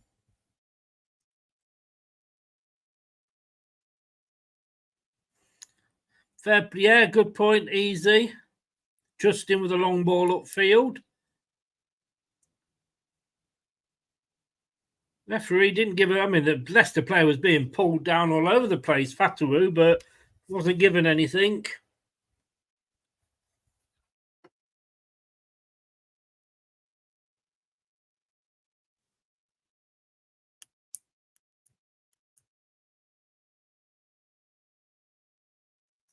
James Justin just politely asking the referee, did you give it the right way? I think that's what you were saying anyway.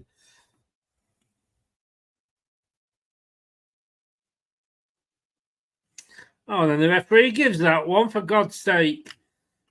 I've forgotten how shit the referees were in this division. Get me first ref rant in there out the way, eh? Grows on you, Craig. It grows on you. And that'll be a free kick as well. For fuck's sake. No, it won't. Well, it is, but it shouldn't have been.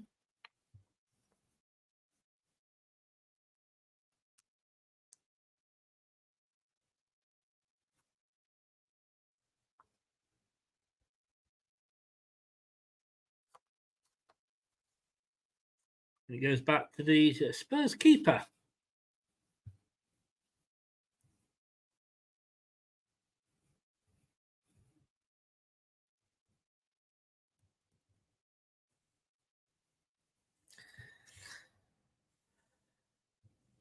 VAR's been quiet this game. Yeah, it does feel like that easy. In fact, it should be Tottenham that are called easy because they go down easy.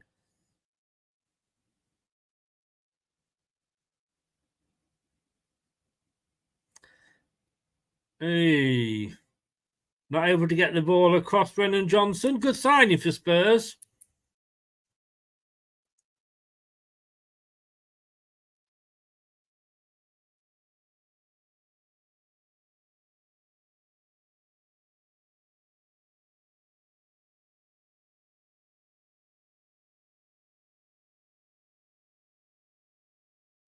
Yeah, is that an offside or is that a...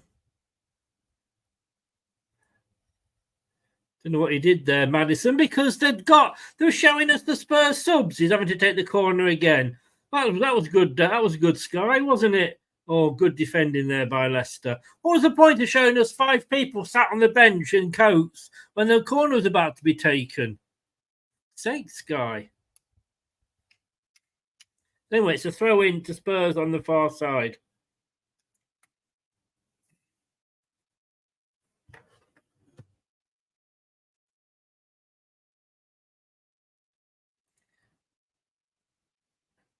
Leicester just can't get it clear at the moment. It's still, well, it's come a bit further outside the box.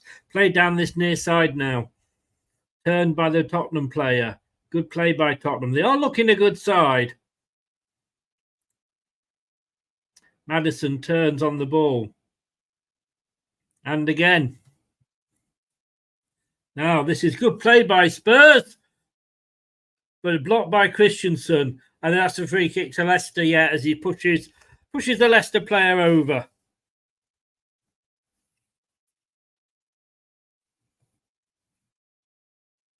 See, I've got Tottenham finished 4th this season.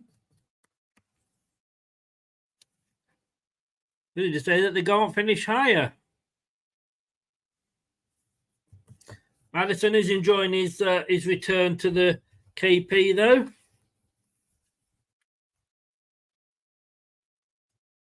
A long, hopeful ball up, but it goes just straight through to the Spurs keeper. 6 minutes gone in this second half.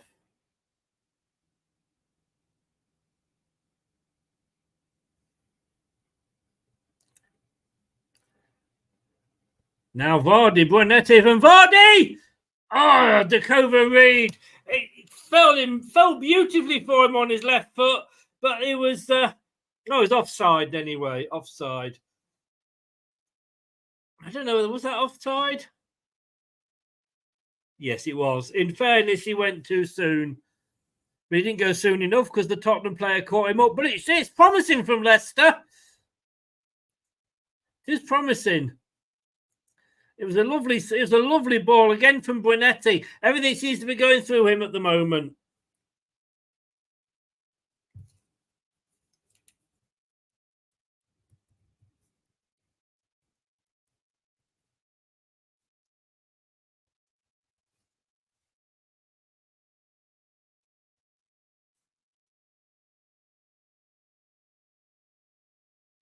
I would say all of Leicester's best play is definitely going through Buonetti.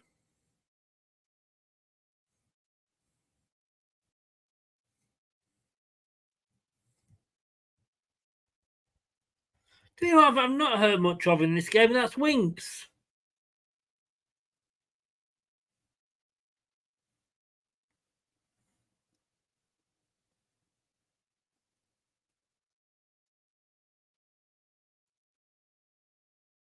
Do you know how much he would be on Turf of 8?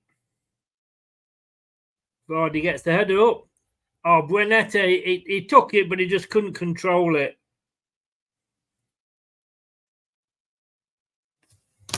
Great defending from Vestergaard there.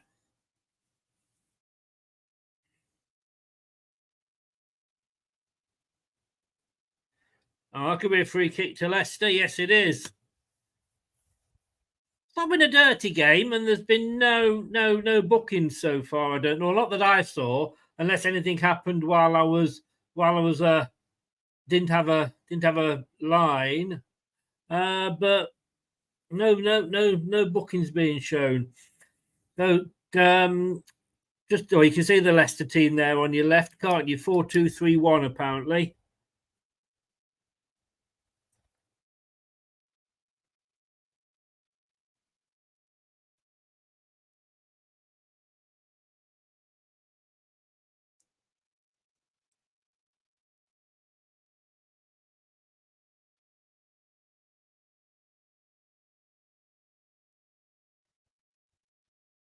Good defending by Leicester. Can we do something with it though? No, we can't, because we give it straight away to Spurs. Again, good defending. Vestergaard just puts his foot in the way of it there.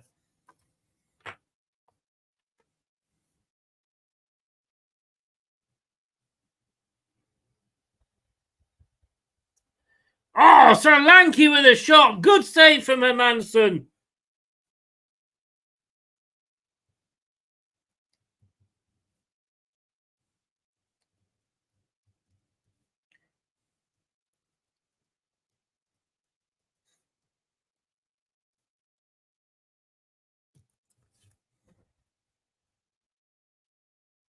In fairness, it was straight at Mads, but it's another corner. Yeah, I mean, it wasn't... It was an improvement, wasn't it? Wasn't it, Jeff? And having to play it from the corner all the way back to their goalkeeper, Spurs, who was halfway towards the halfway line. But now Spurs come with Maddison down this near side. Intercepted by Leicester, but it's straight back to...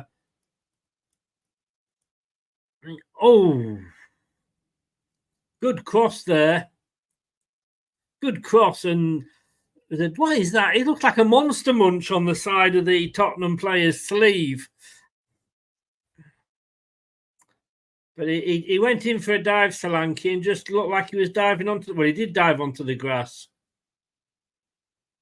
But it's still Tottenham coming at us. We're going to be doing this. Oh, now, hang on a second. Oh, no. Oh! Oh, my God. Another save by Mads Hermansen. Oh, good save there. But it was, again, reasonably easy for him. Now then, Leicester break on the far side with Buenete. Takes it onto his left foot, chips it into the box. Vardy's up there.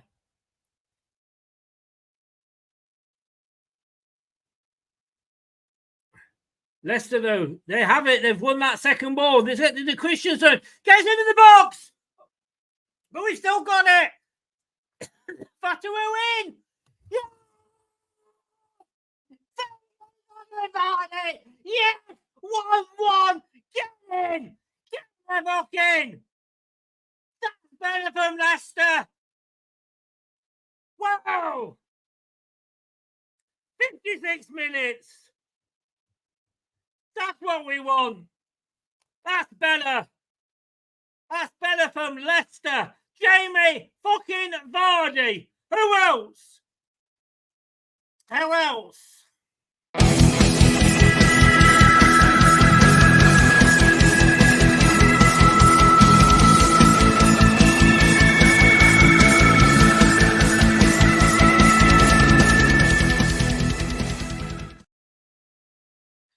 Christensen doing what we wanted Christensen to do. Puts the ball in. Probably Leicester's best move of the whole game. Deserving to be 1-1 with that goal. That was a great goal. Nobody was picking Vardy up. He was just stood there saying, "Give the ball to me." And they did. Fatawu gets it. Steve Cooper punches the air almost. Vardy definitely punches the air. Just in behind him. 1-1. Get in.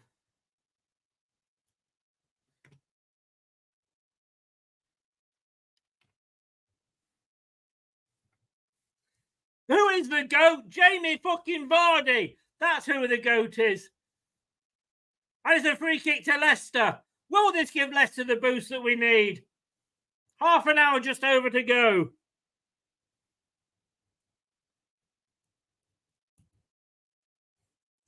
Who fucking cares, Alan Smith? They say Leicester would have lost if it was a boxing match. Oh, so what? 1-1.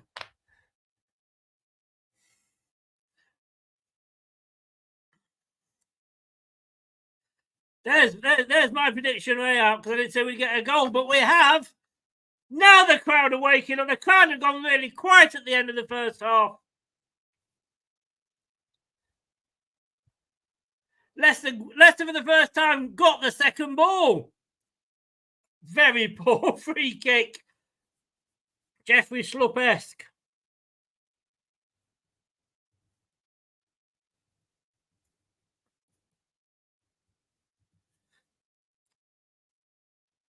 He is the GOAT. He is. Love it. Phil, how you doing, mate? Nice to see you. Now it's a throw into Leicester on the near side. Leg end. Totally right, Turbovate. Number 9. Call him what you want. I just call him Sir. And I'm going to say, got to give Christian some credit there. He fought for the second ball.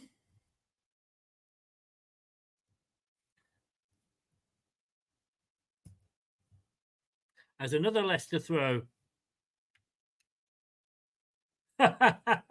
Oh, yes, indeed, Jeff. Yes, indeed. Did I maybe celebrate a little bit there? Oh, dearie me. By the way, we scored. Just in case you hadn't realised. Promising signs? Yes, there was promising signs.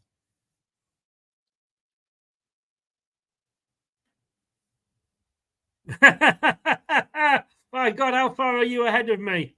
Because I am exactly 100% on par with my TV screen.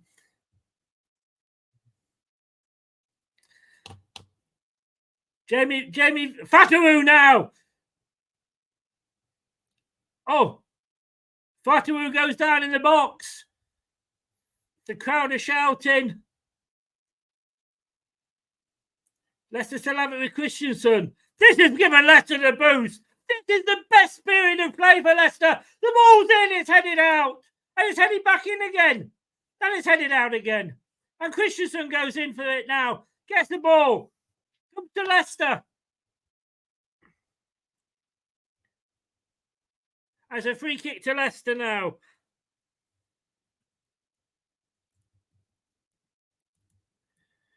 We will see how strong Spurs are now. Did you, Arnold? Oh, no, it wasn't a penalty. Wasn't a penalty, in fairness. The referee got it right. Now then, we'll see what Spurs are made of. Fair play. They could well come back and win it. But at the moment, they are rocking. They are rocking. The words of Michael Jackson, rocking Robin. On the edge of the box, chipped in. Oh, too hard. Too hard. But it's come back out to Christensen. Now it's Leicester who are coming forward. Spurs are defending in numbers. With Fatawu on the far side, left-footed. Chipped it high into the box. Ducover-Reid's got the ball. Back to Christensen. He loses it, but it goes out for a Leicester throw. This is all Leicester at the moment. All Leicester. Winks on the ball. Nice little touch from Winks. Through Ducover-Reid. Christensen into the box. Vardy again. Oh.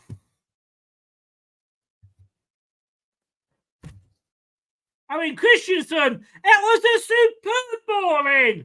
It was a superb ball in there. And Vardy hit Vardy's chest, came off and was headed back by the defender to the goalkeeper. Leicester throw in now. This has woken the crowd up. Cross comes in. Bit long though. Ducover-Reid will run for it and keep it in. Again, back to Christensen on this left-hand side.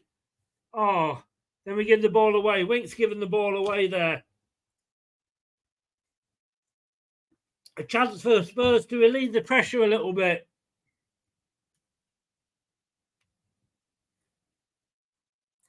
Oh, Madison left the ball behind. Oh, indeed, he there fouled, surely, yes. Enter, I think he probably took one for the team there. He's going to get a booking. Quite right as well.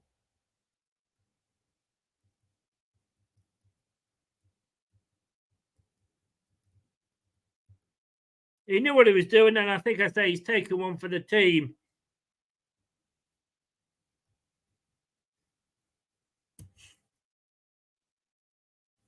Now, can Leicester capital? Oh. Yeah. Alan Smith here, it was completely putting Leicester down, has just said how a match can turn on its head. Yes, it can.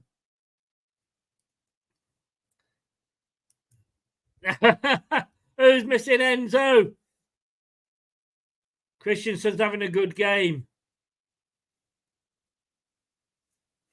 Remember what we said about pre-season? And all right, look, it's 1-1. We've still got 26 minutes to go. And it's another free kick to Leicester. Let's not get excited. This might be as good as it gets all season. But let's be honest with you.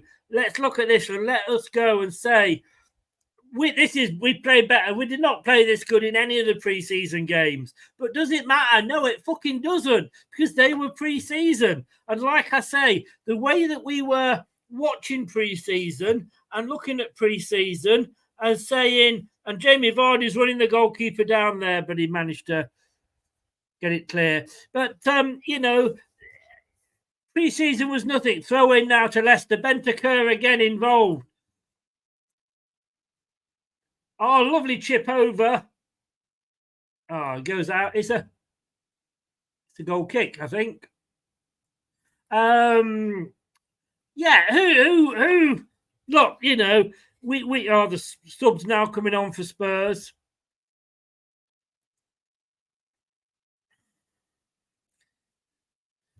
Archie Gray is warming up. In fact, there's 3 of them warming up. They can't find whether they've got the right shirts or not.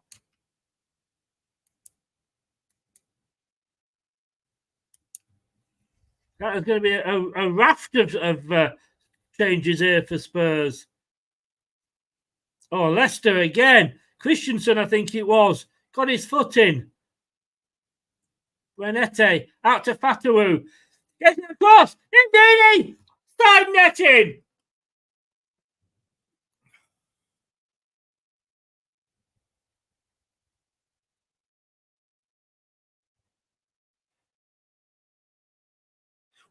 We needed that goal. That goal has said to Leicester City players, we can compete.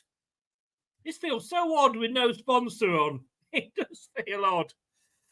Might have to stick something on there so it doesn't look quite so odd. But shows off my moves. Let me come down like that. But Spurs finally managed to get it away and come into the Leicester half.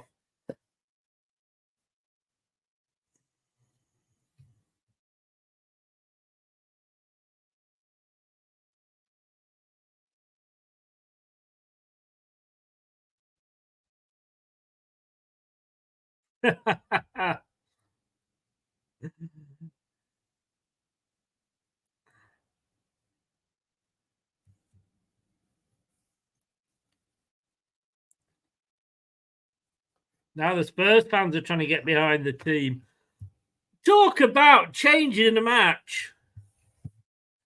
If I put that there, can you still hear me okay? Because I've moved it a bit further away, but this is a microphone that was recommended to me by Rob Tanner, so I'm hoping it will pick it up wherever it is.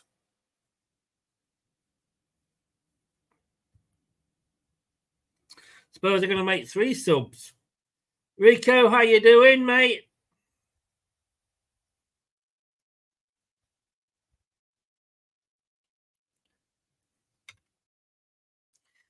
Harry Winks for Leicester. Fatawu on the far side plays it in a little bit too hard for Jamie Vardy. It's too near the goalkeeper. But again, the move was there. And that's what we're seeing now. What we're seeing now is Leicester putting the moves together. Thank you, Gray.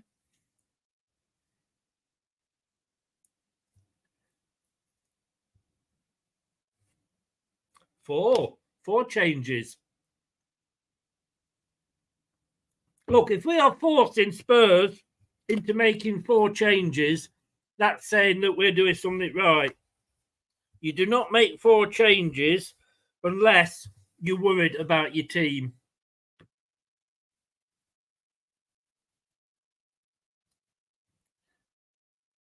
Oh, Madsen Manson coming out for the ball there.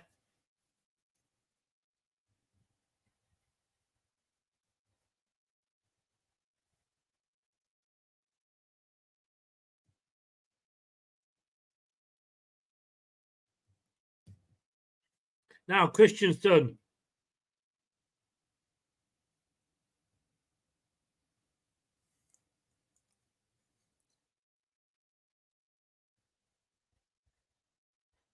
Vardy, surely go on! No!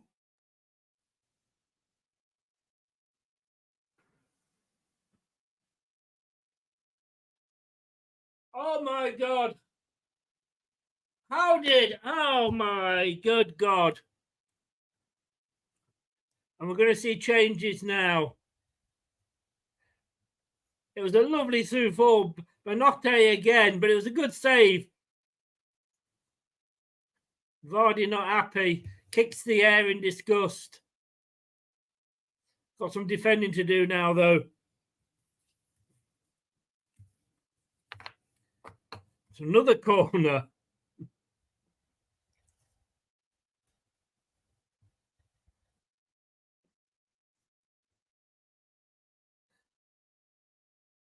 Overread. Oh.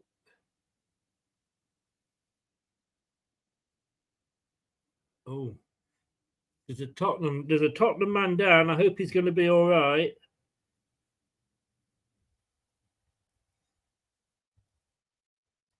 I think there's a clash of heads. The referee stopped it straight away. But in fairness, the Leicester players stopped it straight away as well. Not sure whether that will work or not.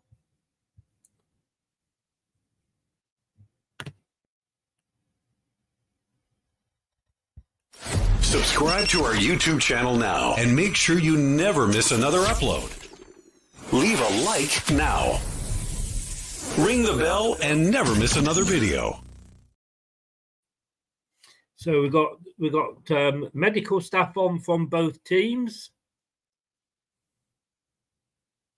We've got stretcher on as well. Not sure who the Leicester player was, but apparently it was a clash of heads.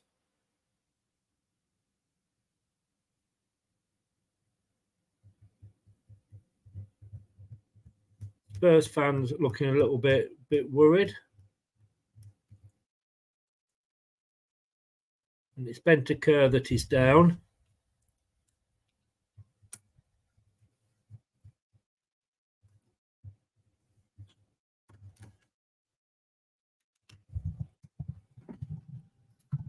While we're doing that, let me just see. No, this isn't going to work.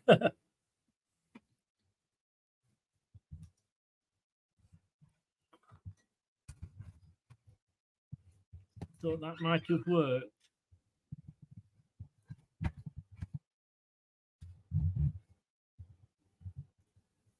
Can you hear me now, Mother?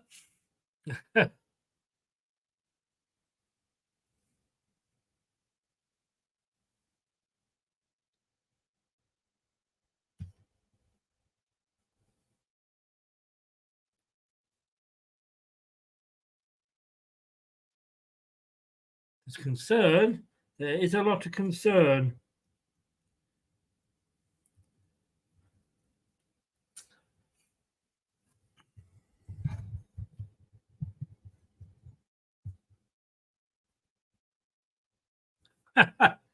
Glad you can hear me.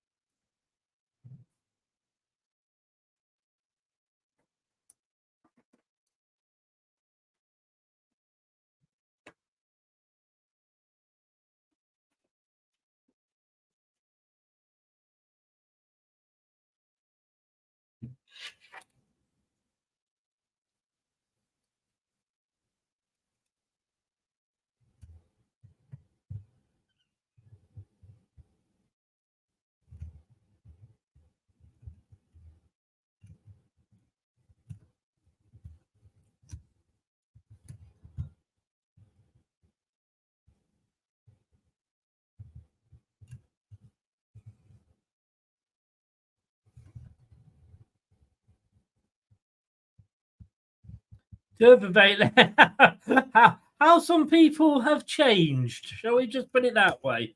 Shall we say it politely? How some people have actually changed opinions. But yes, and look, it's football, isn't it? That's how it works.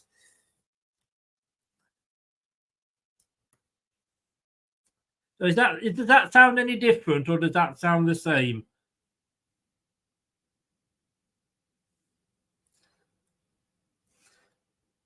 Rico, mate, just remind me who you support.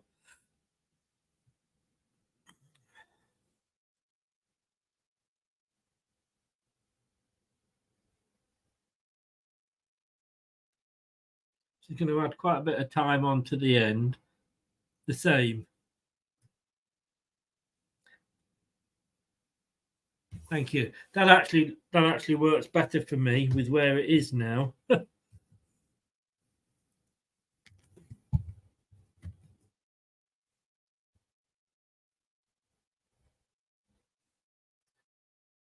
So, of course, yeah, it's a good point that this gives Spurs an extra substitution because it'll be a concussion substitute, but that also gives Leicester an extra substitute as well.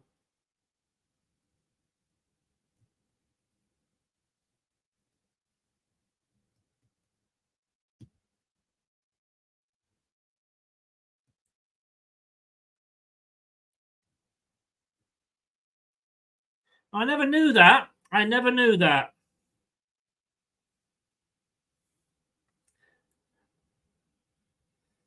I mean, he sat up.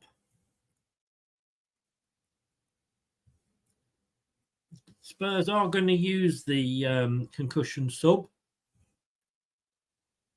That means Leicester get one as well.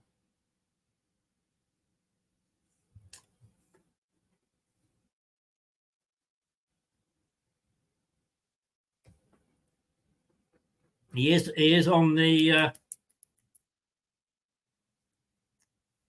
He is being taken off on the stretcher. He's laying down, but we wish him all the best. We wish him all the best.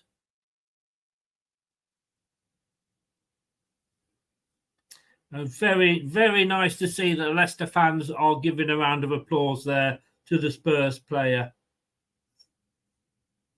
which is Bentancur, of course. Bentancur, sorry.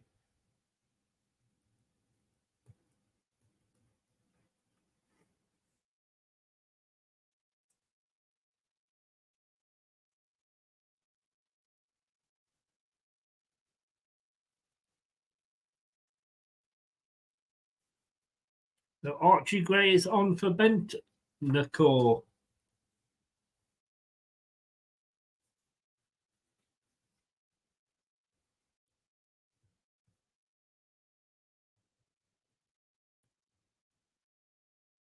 And Werner is back. Maddison is off. Kuleveski is on. Werner is on for Johnson. And he is applauding all the fans, and Maddison's getting a good round of applause from the Leicester fans as well.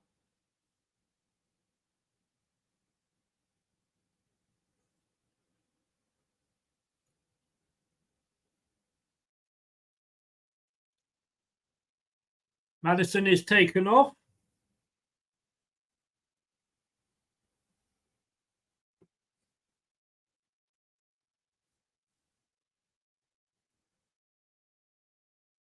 Why do you go like that to the Spurs fans? Been trying to tell them they didn't come second. So Mavididi is on.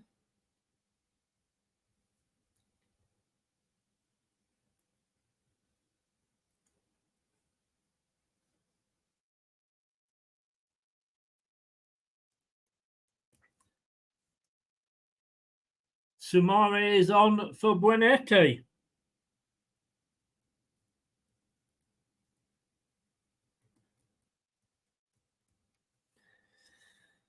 I'm surprised on that because Buenete was probably going to be my man of the match. Very good game, Buenete. I mean, we've only just seen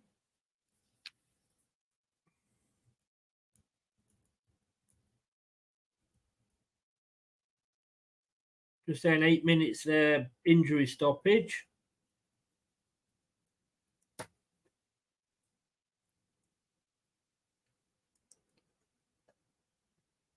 Because the good news is Bergwijn can't come on.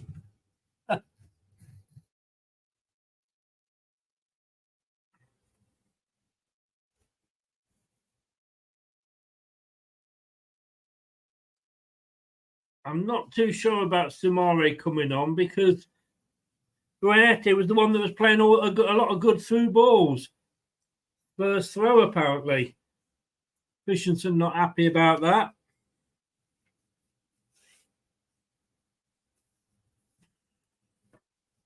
There's another Spurs throw.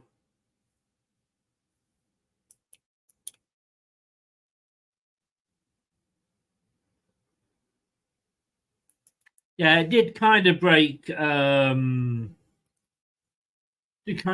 up Leicester's momentum.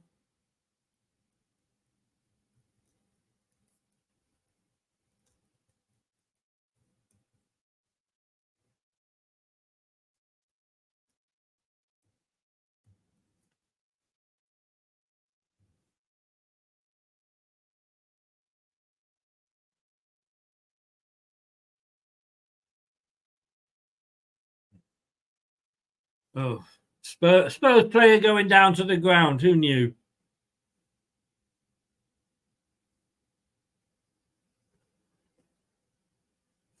Is that what we were, Turvavate? No, 5,000 this time.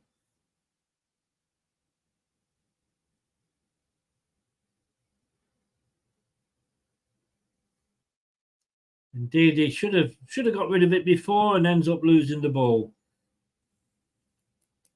It's 81 minutes, but of course there will be stoppage time.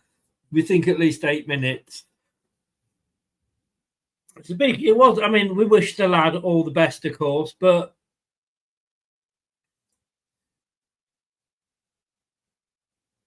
it did break up Leicester City's momentum because we were on top at that point. We were well on top.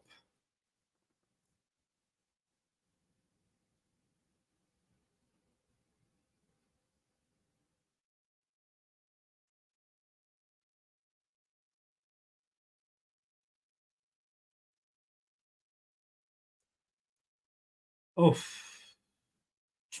that was a lovely move, I have to say, by Spurs. Didn't look like anybody particularly wanted to shoot, and Justin went, I'm putting this one out.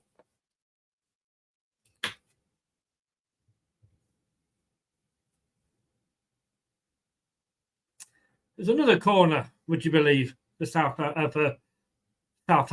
What am I saying? For Tottenham.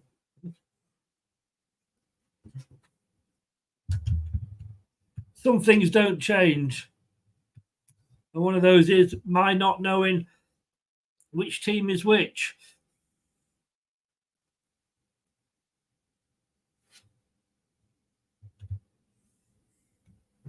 It's a long way to go yet, easy.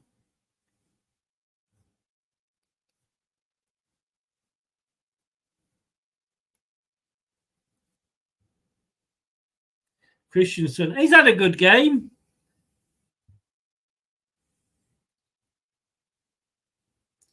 Spurs now definitely back in this game.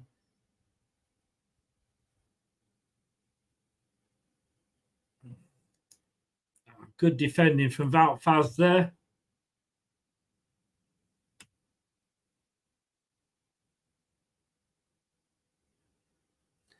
Another Leicester sub is about to be made. McAtee coming on, I believe. Interesting to see who will be going off.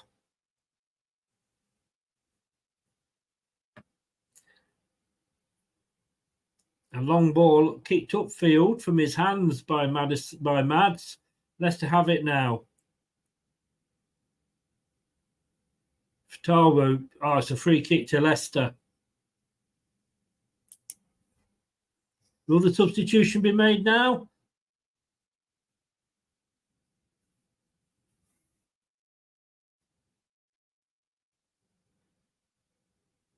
It's all gone a bit quiet again. 8 minutes, I think, Gus. So McAteer's coming on. And Dakover-Reed is off. Dakover-Reed off. McAteer on. And we know McAteer isn't a shoddy player. Dakover-Reed. I know a lot of you weren't impressed with him. I think he did okay.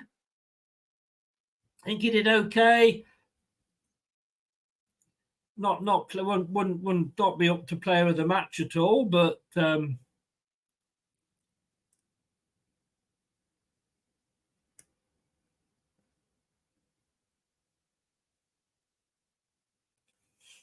it's a free kick to Leicester. Chipped into the box now.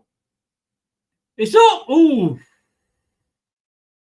That was McAteer's first touch, and he heads it literally just over onto the top of the net. In fact, it possibly came off the Spurs defender. Had it not, who knows? But we didn't get it as a corner.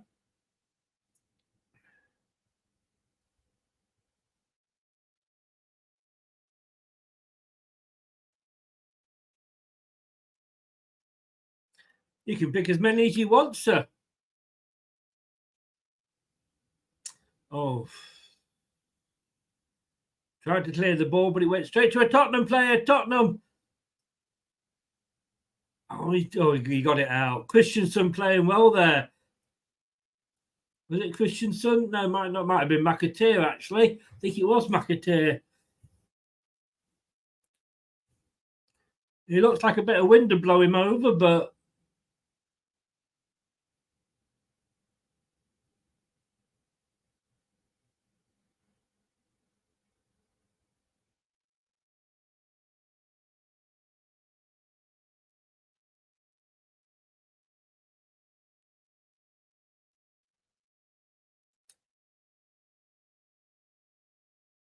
oh, Son there. What was he doing? He just didn't do anything with it, and then Leicester lost it. Justin took the ball off his field. That's a free kick. No, says the referee. Waves his arms like that. No free kick. But Leicester can't take advantage. It's back to like the first half, where every time we get the ball, we've got 2-3 players on.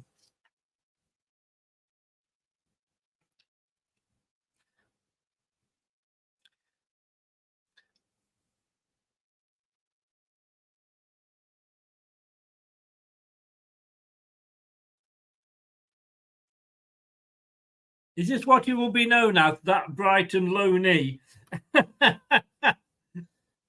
Number 40, that Brighton low knee.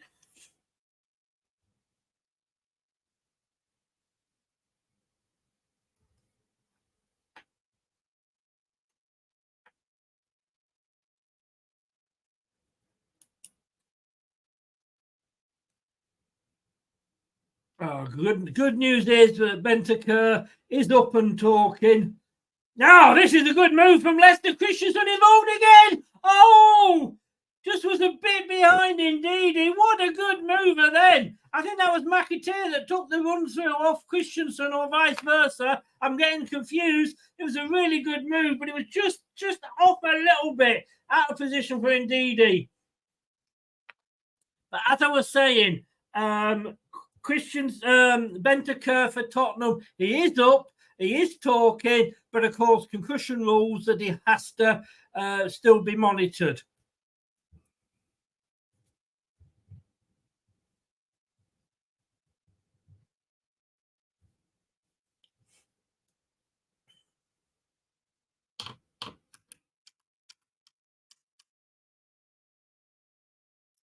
So, you're looking at the clock there, 89 minutes now.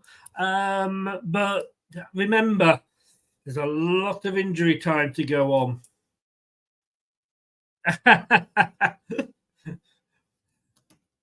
We have the capabilities. We can rebuild him.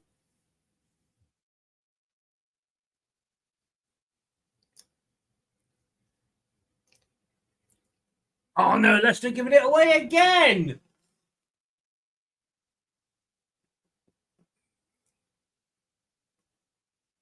There's a Leicester player down. Oh, he gets up now.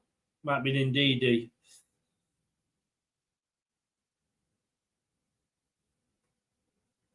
Goes all the way back to the Spurs keeper.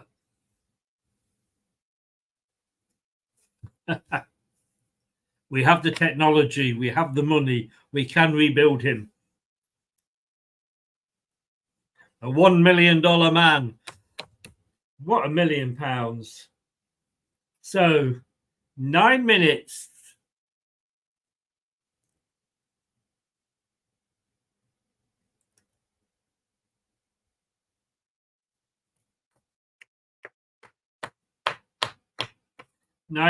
Can Leicester hold on for a well-earned point? Or can we even get more? Mavididi now. Gets into the box! No!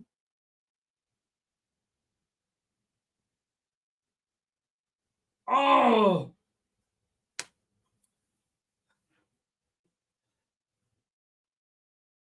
That was Fatou took the ball, Mavididi, and just chipped it in, and indeed he came with the header. Oh my God.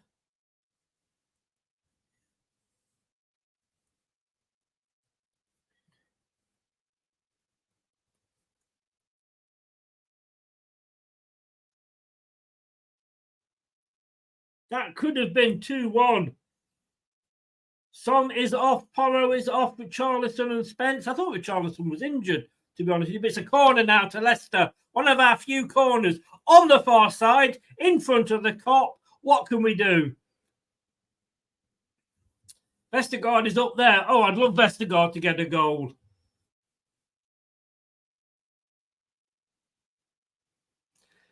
Ball comes in. It's out for another corner. Richarlison's first touch.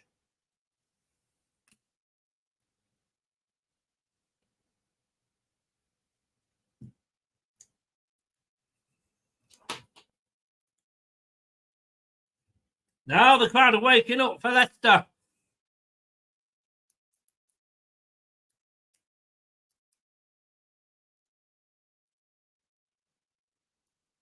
Oh, Justin takes a wild whack at it, and why not?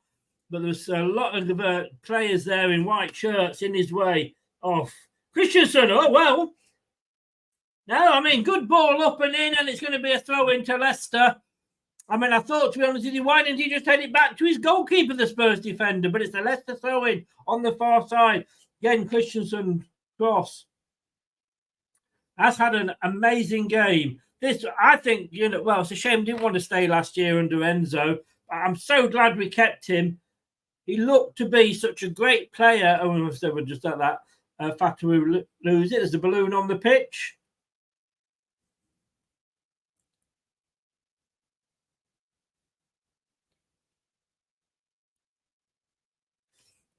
I'd like to see Cannon come on.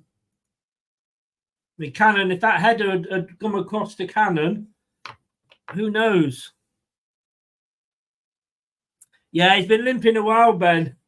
Is he still on the pitch? Leicester now have had more shots than Spurs. 5 shots to 4. 3 on target to Spurs 2. How the time has changed.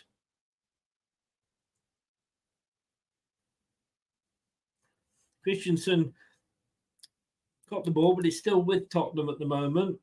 Midway in our own half, now down this near side. Fast got the ball out, but Gray's got it back. Leicester at the moment look a little bit confused. Lost the ball for the second there.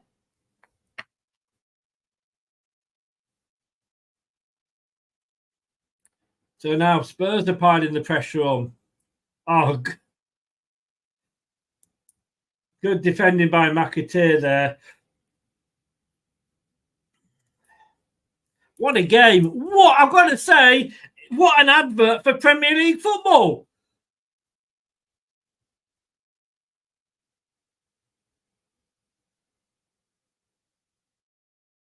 Spurs got to be careful at the back now. Leicester are definitely up for this. Vestergaard there. Stops it going out for the corner. A better space there. Didn't let Solanke get past him. Good defending. Gets the applause and a bit of a handshake off about Faz as he runs back. Steve Cooper not showing any emotion. Oh, now he is. Steve Cooper trying to get the fans going. He's going, come on.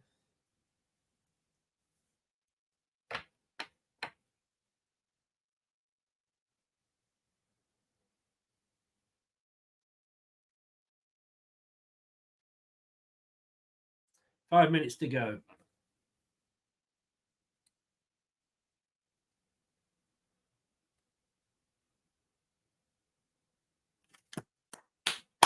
Great Mads there. 95 minutes. Mads come in, sliding out to claim the ball.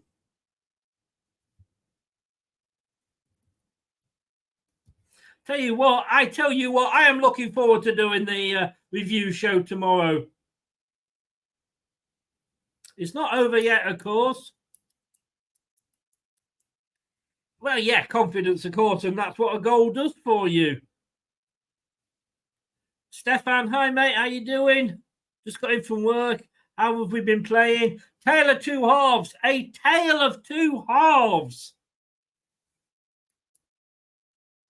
That's a free kick to Leicester. Justin down, helped up by the Spurs player. 3 minutes. Less than 3 minutes to go. It definitely is a tale of two halves.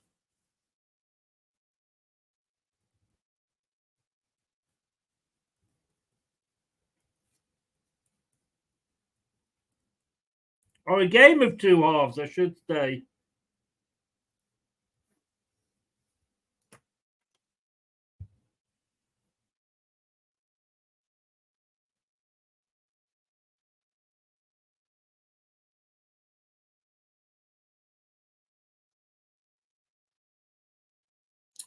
Of course, you can, with past history with Spurs, of course, we have got to be careful.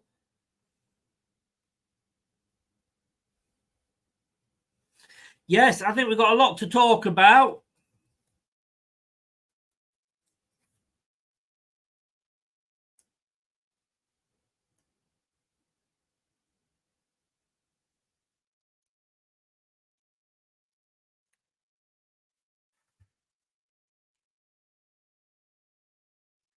Good defending there from Leicester.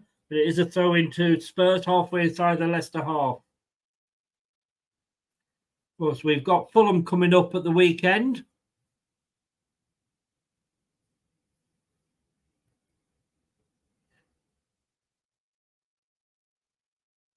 Oh, McAteer goes down, but no free kick given.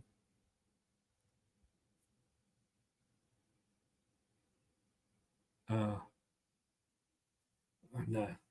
97 minutes. Maybe the advantage should have been played there, but a booking, second yellow card of the game, and the first one for Leicester, and that goes to Wout Faes.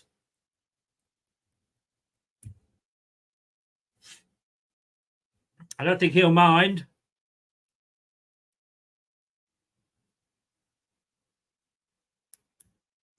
I mean, we all laugh and joke about Enzo, but at the end of the day, look, we won't be here without him necessarily. We don't know, of course, what could have happened last season, but he got us here. We've got to admit, and I understand him going for the Chelsea job, even though I'm annoyed at the way it happened, but I understand why it happened. So it's a free kick to Tottenham here. The last minute here, last 30 seconds, and a little bit extra, I'm guessing, for the delay here. Oof. Charlison there from the free kick. Oh.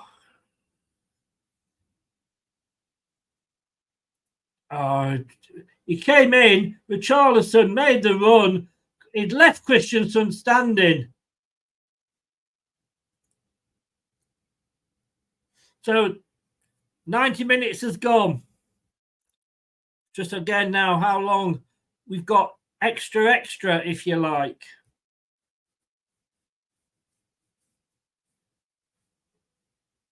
There it is! We started with a draw!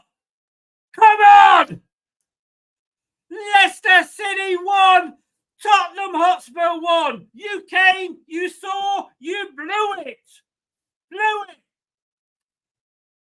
Would you have thought at half-time that was going to be 1-0? No, you wouldn't have done. We draw. I mean, Vardy and Maddison are hugging there. We'll take that 1-1. We'll take that. We're above Chelsea at the moment in the table.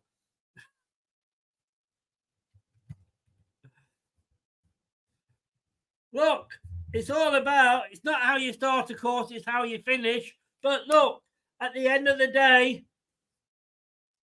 we got the point. Oh, I need a piss. I'm gonna go.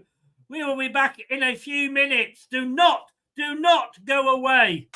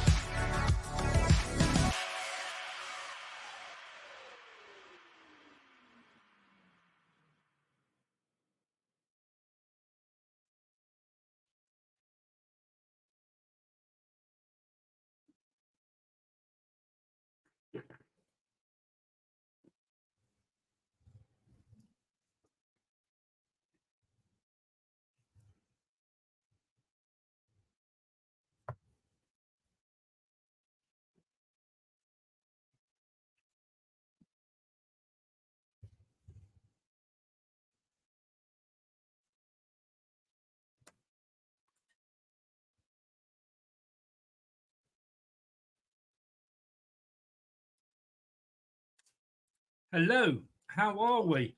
Sorry, I needed just to do that. Let me just get me thoughts together. The TalkSport Fan Network is the ultimate on-demand destination for the UK's best fan-led football podcasts, including Leicester Till I Die, independent analysis and reaction for the Foxes faithful. The TalkSport Fan Network. Unbeatable club-dedicated content created by the fans, for the fans. Follow the podcast on the TalkSport Fan Network. Did you see that happening at half-time? Nor did I. But did we deserve it? Yes, we did. Let's have. I mean, look, the stat. Well, let me just catch up with a few comments because there's a few comments coming in there.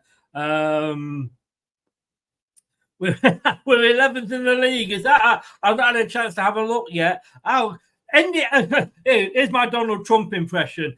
End it now. Stop the count. Stop the league.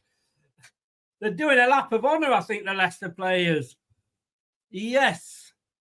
Gus said he's crying. Yeah, I mean, fair. You go for it, mate. You go for it.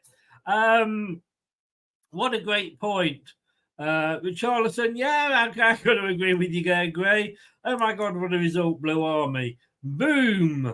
What about Steve Cooper now? What about that? I don't think we're worried about spoilers. Big result for us.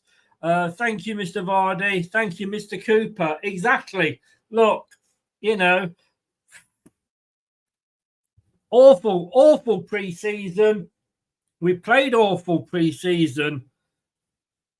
we probably examined pre-season more than we've ever examined any other pre-season. Let's be honest with you, we really did. But that's because of the way that it works out.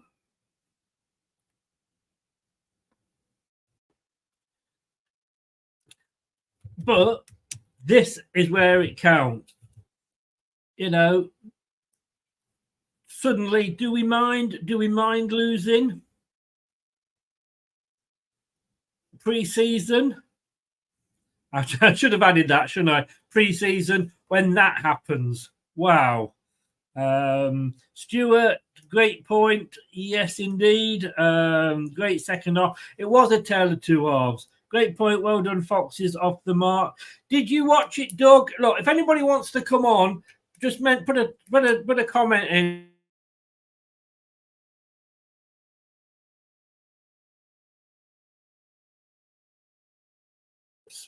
I don't know if my signal's going. If Kate can get a signal at the ground, although that's not always easy, obviously. Let me just. I've got so many things going here.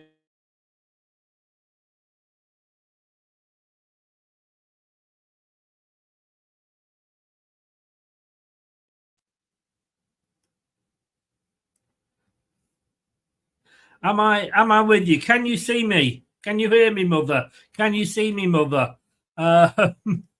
Because at the moment my internet is not playing balls with me.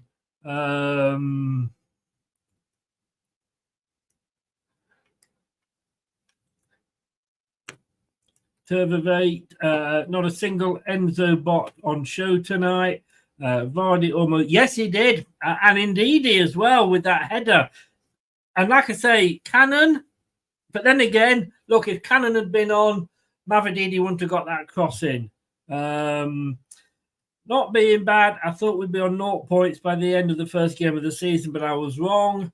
We were awesome second half. We so were. Fee, hello, Fee. How are you? It's been a while.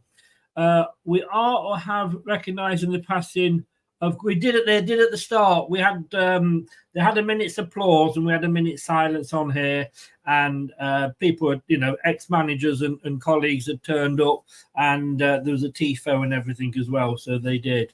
Jeff, no, I went 3-0 Spurs, and it was reverse psychology. That's what it was. I don't mind. I don't mind not getting a point on that one because my team did. What a draw first half, we were rubbish, but whatever Cooper said in that dressing room at half time. Oh, and obviously also a certain Mr. Vardy at half time. He may well have had something to say. Scott, hi Scott, how you doing, mate? I hope you were able to see the game. Lots of positives in that game. Definitely signs of what is being worked on in training. I'm tonight. Not sure how that was meant to end. You're probably going to add a little bit more on in a second. Son destroyed us a couple of years ago. It was absolutely anonymous this evening. Vardy is the GOAT. Is he not? Just indeed. Tito Blue, brilliant. Come back. We can only get better. I hope the silence is the negative boys before a ball is kicked. Yeah, I think we're all feeling negative based on the result. But look, I can say anybody who watched the game, I might be being joined by Kate, but at the moment, nobody else. So if anybody wants to come on and have a chat with me, as they stick your request into the chat, and I can send you the link. Brighton lad was the best player. What a loan signing. Yeah. All right, look, we've only seen 70 minutes of him, but on that performance, what a shame we couldn't have bought him. And we haven't bought him because we've got him on loan, and I do know that Brighton have extended his contract. Game on loan. So I'm just checking here.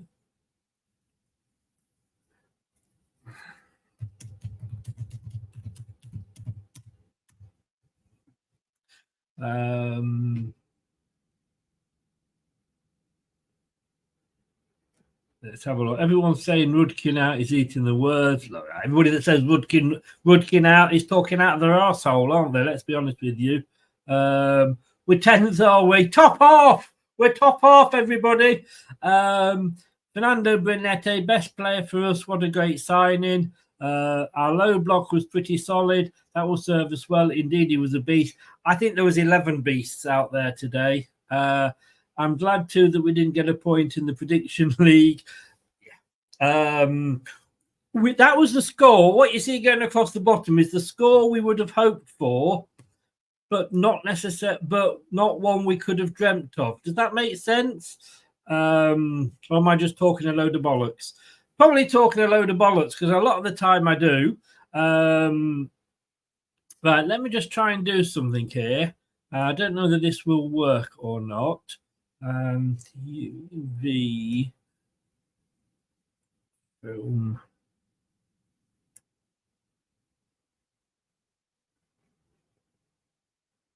Right. I'm going to try something. Let's talk. Well, let me first of all open these up, because we have had man of the match. And please put your man of the matches in. Who do you think deserves man of the match?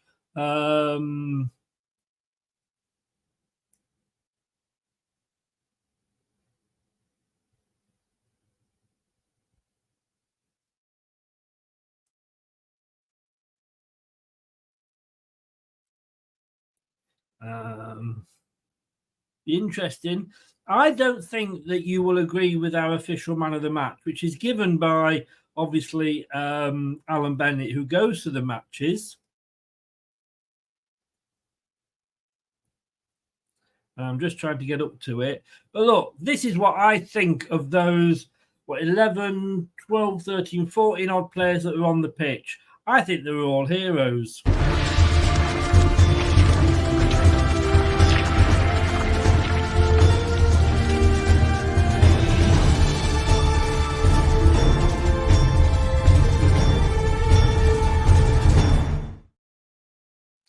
There you go. Right, so let me entertain you. Do you agree with that? I mean, superheroes, every single one of them.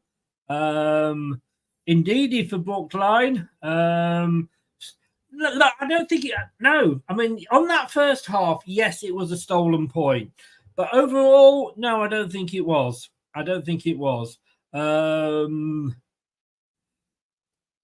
Indeed, Hermanson, good again. Both of those good shouts, Scott.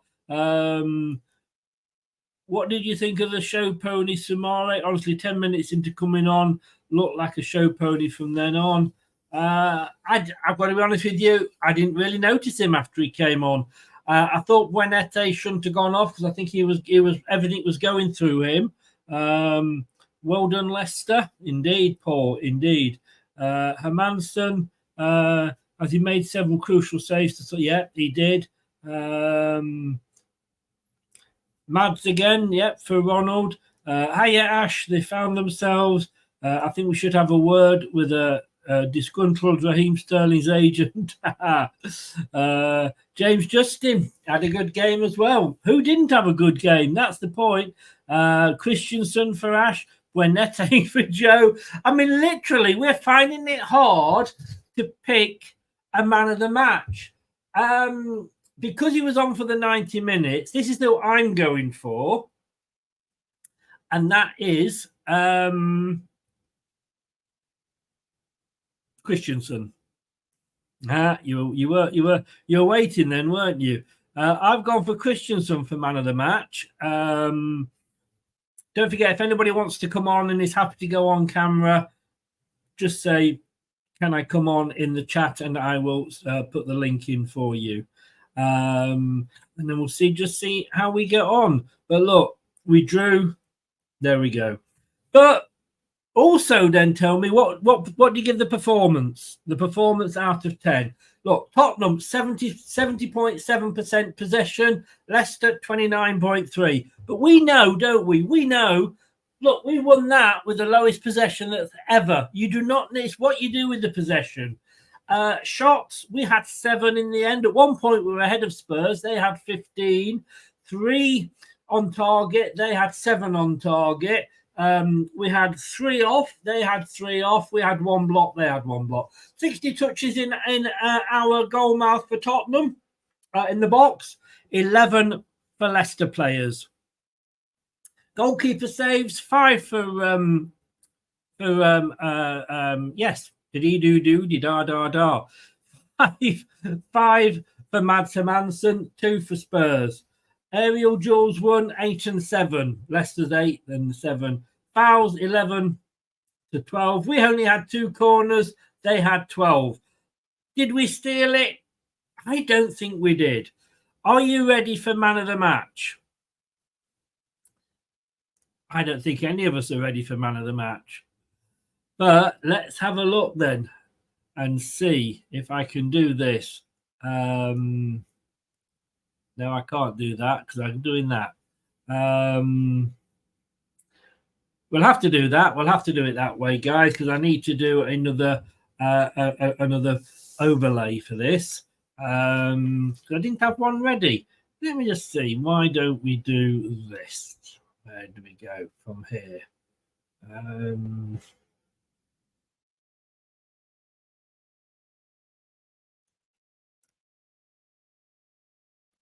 There you go. So if we do this, and then if we do this, and then man of the match should come up there. And he has given it to Jamie Vardy. Look, it's very easy sometimes to give it to the goal scorer, especially if it's a winning goal. He could have won it for us. Maybe if that had been longer into the season, or he'd played more minutes pre-season, he'd have put that away. Who knows? Who knows? But it has gone, in all fairness, to Mr. Jamie Vardy. What did you rate the team? What did you rate the team? No player deserves any less than 7, says Ronald. There were on ropes before the 9 minute. Yes, there were. I mean, look, you don't wish that on anybody, but of course it did. I think come at the right time for Spurs. And no, I'm not saying anything there at all. I'm just looking for my bin if you're wondering what I'm doing down here. I just think that, yes, it did interrupt, and let's be honest with you, the guy didn't go down and didn't fake it. He was obviously seriously injured, and we have to appreciate that. Feel a little more confident we have a fighting chance this season. 2 out of 3 new signings, indeed.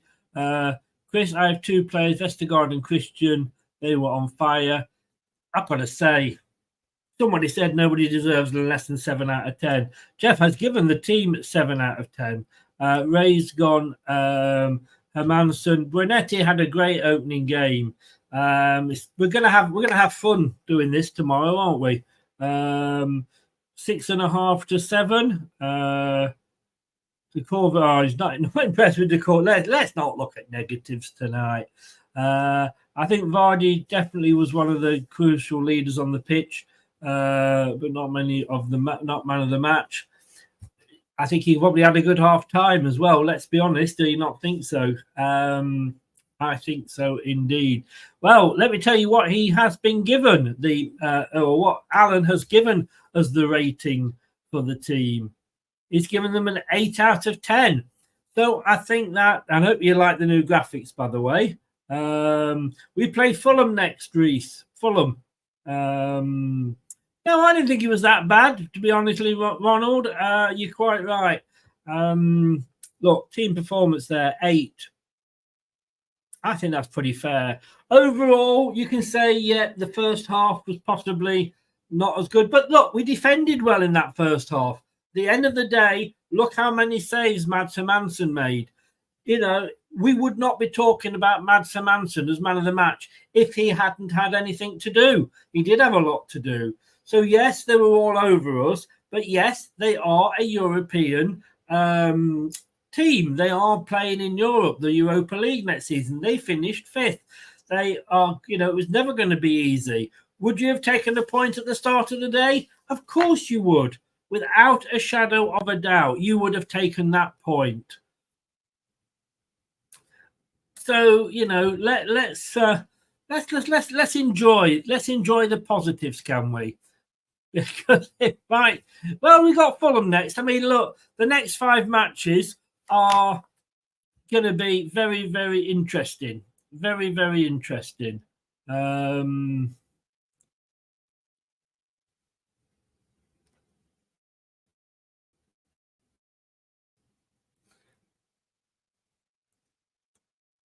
Apparently, I've got two messages.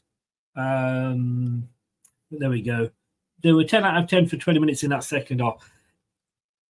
I think we all looked at that 10 minutes in that second half and went, "What the fuck is this?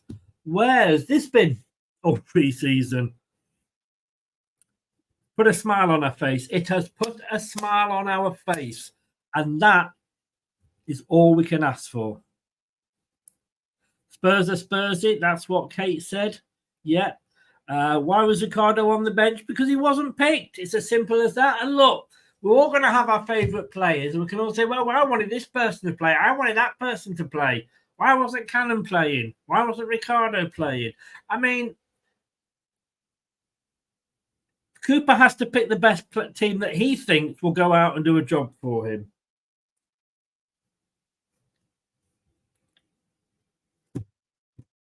And that was the team that did. And they did do a job. Well, look, I'm going to leave it there because it's coming up to 20 past 10. We'll take that point, and I'll take that point very, very gladly. At the end of the day, it is Leicester City 1, Tottenham Hotspur 1. We'll take that point. Oh, in fact, I tell you what, we're not going to go because I think Kate's about to join us. If she can get a signal, that is. She's not getting a signal quite at the moment. She has just popped in. Kate, are you there? She's not available as things stand at the moment.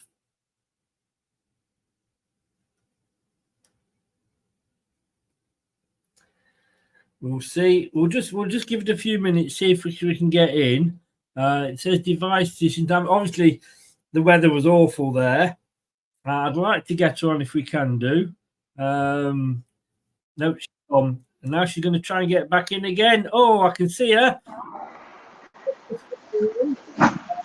Say, Kate. Well, hello. You're there in the dark. I'm here. Yeah. You are there. Well, what a game. I mean, we'd have all taken that at the start, wouldn't we? What did we say, Chris? What have we been saying for ages? You know what Leicester are like, and just wait for it. Yeah, and you've been saying the word is Spursy for a reason. Exactly that. It was a bit nitty. It was a bit squeaky bum time the first half an hour, I've got to say. Yes, but it was. I'm not going to deny that. It certainly was. But do you not think that we defended well? Yeah, I think we did. Yeah, I think also there was a lot of nerves out there. There was nerves in the crowd. There was nerves on the pitch, because we just didn't know what we were going to do. We didn't know what the plan was. We didn't know anything really.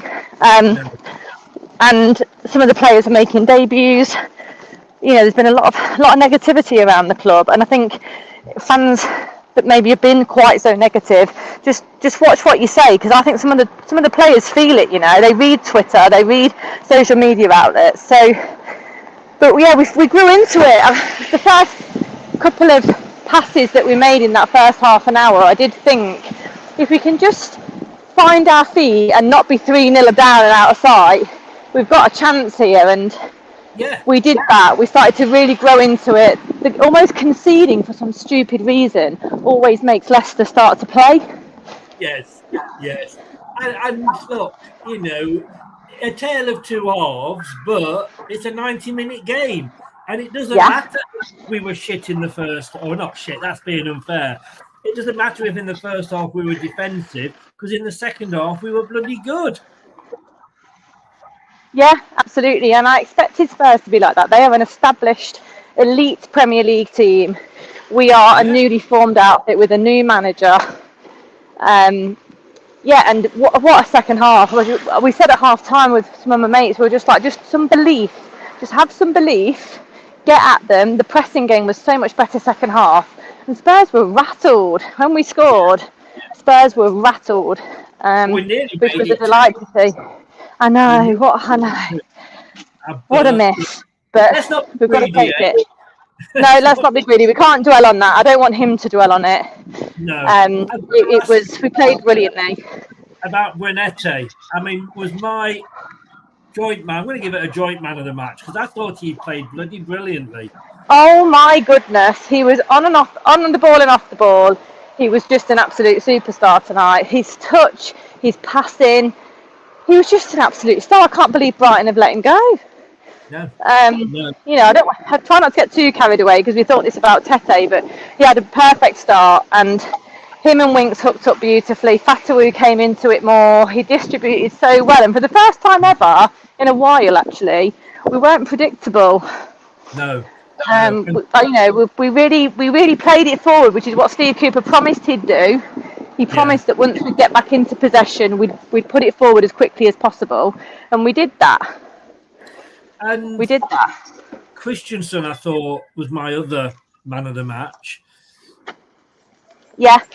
I mean, oh God, it must be about 80 minutes in, he was still bombing up and down, having those bursts of pace. And I was just like, how this fitness on this kid is unbelievable. Yeah, brilliant. I just thought it was just a great performance. And more importantly, the tone it sets for the season compared to the Brentford home game the last time we were in the Premier League season. It feels so different. It felt like a win tonight. It felt like a win because we played so well. There was so much spirit. The crowd were great. Vardy was up to his old shithousery at the end, going off, getting subbed off. The Spurs fans were going bananas, and the 3 Spurs players trying to like square up to him for giving the V's to that other chap was just brilliant. Yes, what you love to see, really. 9 to go for Michael Owen's record. Yeah, you got to love a bit of Jamie Vardy, and apparently there's only Mo Salah that scored more goals for the club, for their own club, on the opening game of the season. Oh, really? Okay, that's interesting. He's only got 9 to go now to beat Michael Owen's record. Is it? Jamie's apparently said on Sky Sports, I was as fit as a fiddle. Smoke and mirrors with that kid, I tell you now. Well, look, he went in and told Enzo, look, I'm good enough to play. Enzo? Enzo. So we've been talking about Enzo. That's Freudian, isn't it? Steve Cooper. And he must have had some influence at half-time as well, Jamie Vardy. Yeah, I would have thought so. I would have thought so. It was interesting that Ricky P didn't really get a shout. I wasn't sure about Samari as number 10. That was a wild choice. But, yeah, I mean, it must feel great for Cooper as well. I'm really pleased for him because it must have been so nerve-wracking. He's not got the resources at his disposal that he wants. And the team played for him tonight. They absolutely played for him. And you could almost see his personality, which is, it took a while to get that with Enzo and previous managers. I saw his personality. He was trying to get the crowd going. Yeah, was he? Okay. Yeah, you can see him doing it. I think like midway through the second half, he's like, "Come on, get behind." Very quickly. I can see you at your car, so you're ready to go. Man of the match. Buonanotte. Yeah, I can't. I mean, the official man of the match is Jamie Vardy, but look, Yeah, I understand that. And team performance. Probably a 7. A 7. Well, I can say Alan went for Jamie Vardy an 8. So okay. It swings at 7, 8. It swings and roundabouts, isn't it? But exactly what we wanted to see. Exactly what we wanted to see. That type of Leicester spirit. It was, wasn't it? I mean, if we'd lost, you'd have said fair enough. It's Tottenham, but we didn't. Bring on Fulham. That's what I say. Yep. Bring on Fulham. I'll let you go. I will see you tomorrow night at 7 o'clock for the debate show. Yep, you will. All right. See you later. Very much. Bye. Safe journey home. Bye-bye.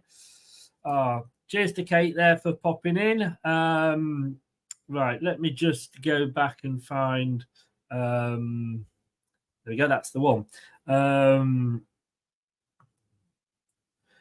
Anthony, Angie's now on. He's disappointed. What a shame. Said like a true Arsenal fan, Anthony. Said like a true Arsenal fan.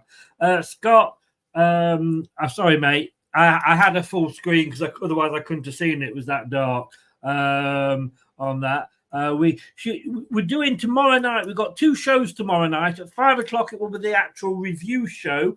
So we will be reviewing the performance. And then we've got the debate show. And now normally, in fairness, Monday night is the review show night. Tuesday night is the debate show night. So that's the change around from last season. So Tuesday at 7, debate. And but we've got the review tomorrow at 5. So do pop on tomorrow, Scott, and you can ask Kate again there because she'll be on that tomorrow night, along with Craig as well. It's me, Kate, and Craig on the debate show now. Just getting light in the fellow lines. I'm about time to go to take the dogs out. You have a good time, mate. Stay safe. Big up Chris and Kate. Good game tonight. 1-1 draw. I'll take that. And we will as well. Here we go. Steve Cooper. Steve Cooper, you weren't Jamie Vardy in a previous life, were you? Some of the padding from Faye, Vestergaard, Christensen to pick out our forward phase. I think you mean passing there, but I get what you're saying. Scott, your typing is almost as good as mine. Well said, Chris. For the smile on our faces, let's support Cooper indeed. Spuds were on the ropes. They were. Like I say, the injury came at the right time for them, if it ever can. So happy to see you, Leicester. Yeah, we did look like we'd got passion, didn't we? We did. There was that feeling. I mean, there was we very rarely played out from the back. No play out from the back much whatsoever. And fair play. But look, it is now coming up to 10:30. I did want to get Kate on. We've drawn. It's 1-1. Not a bad start to the season. 10th are we in the league? Can anybody tell me what we are in the league? I heard 11. I heard 10. I don't know.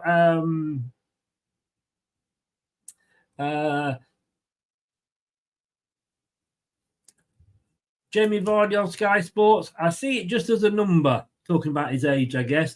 As long as I keep looking after myself and my legs keep feeling great, then I will carry on for as long as is physically possible. We're saying it is his last season. Who knows? Who knows indeed?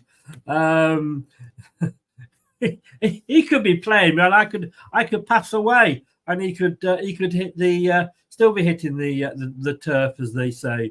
All right, let's have a look. Just to remind you.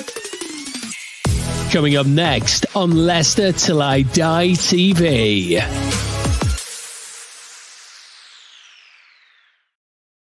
Five o'clock tomorrow, it is the review show with me and Brad. We'll be looking at it into a bit more detail. Oh, well, I'm going to do it. Great show. And that's at 5 o'clock because at 7 o'clock, it's Tuesday night. 7 o'clock is the debate show. And that will always be there until I go to Australia, and I'm not going to be here for about 5 weeks. So you'll miss me.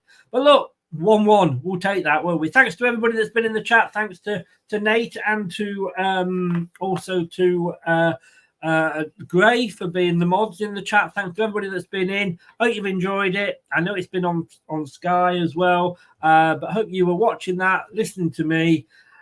I think I got a little bit excited then when we scored, didn't we? I'll see you tomorrow. Thanks to everybody in the chat. Thanks to everybody that's been listening via podcast. I really, really do appreciate your support. Thank you to the members for your continued support. If you want to be a member, it's only $1.99 a month. Have a look below. There's a link. See what you get. If you're a member, you can come on. You can come on. That's what Luke did from down under. He joined as a member, and then he came on and is now obviously a co-presenter. Not at this time of night because it's probably about 4 o'clock in the morning in Australia, and he's going to go to bed because he's got work tomorrow. But thanks to everybody else. This has been LTID TV. I've been Chris, and of course, I will be back. Good night. Thanks for watching. These videos are tremendous. You better like them too, or I'll be back. This podcast is proud to be part of the TalkSport Fan Network. TalkSport. Powered by fans. That will conclude this evening's entertainment.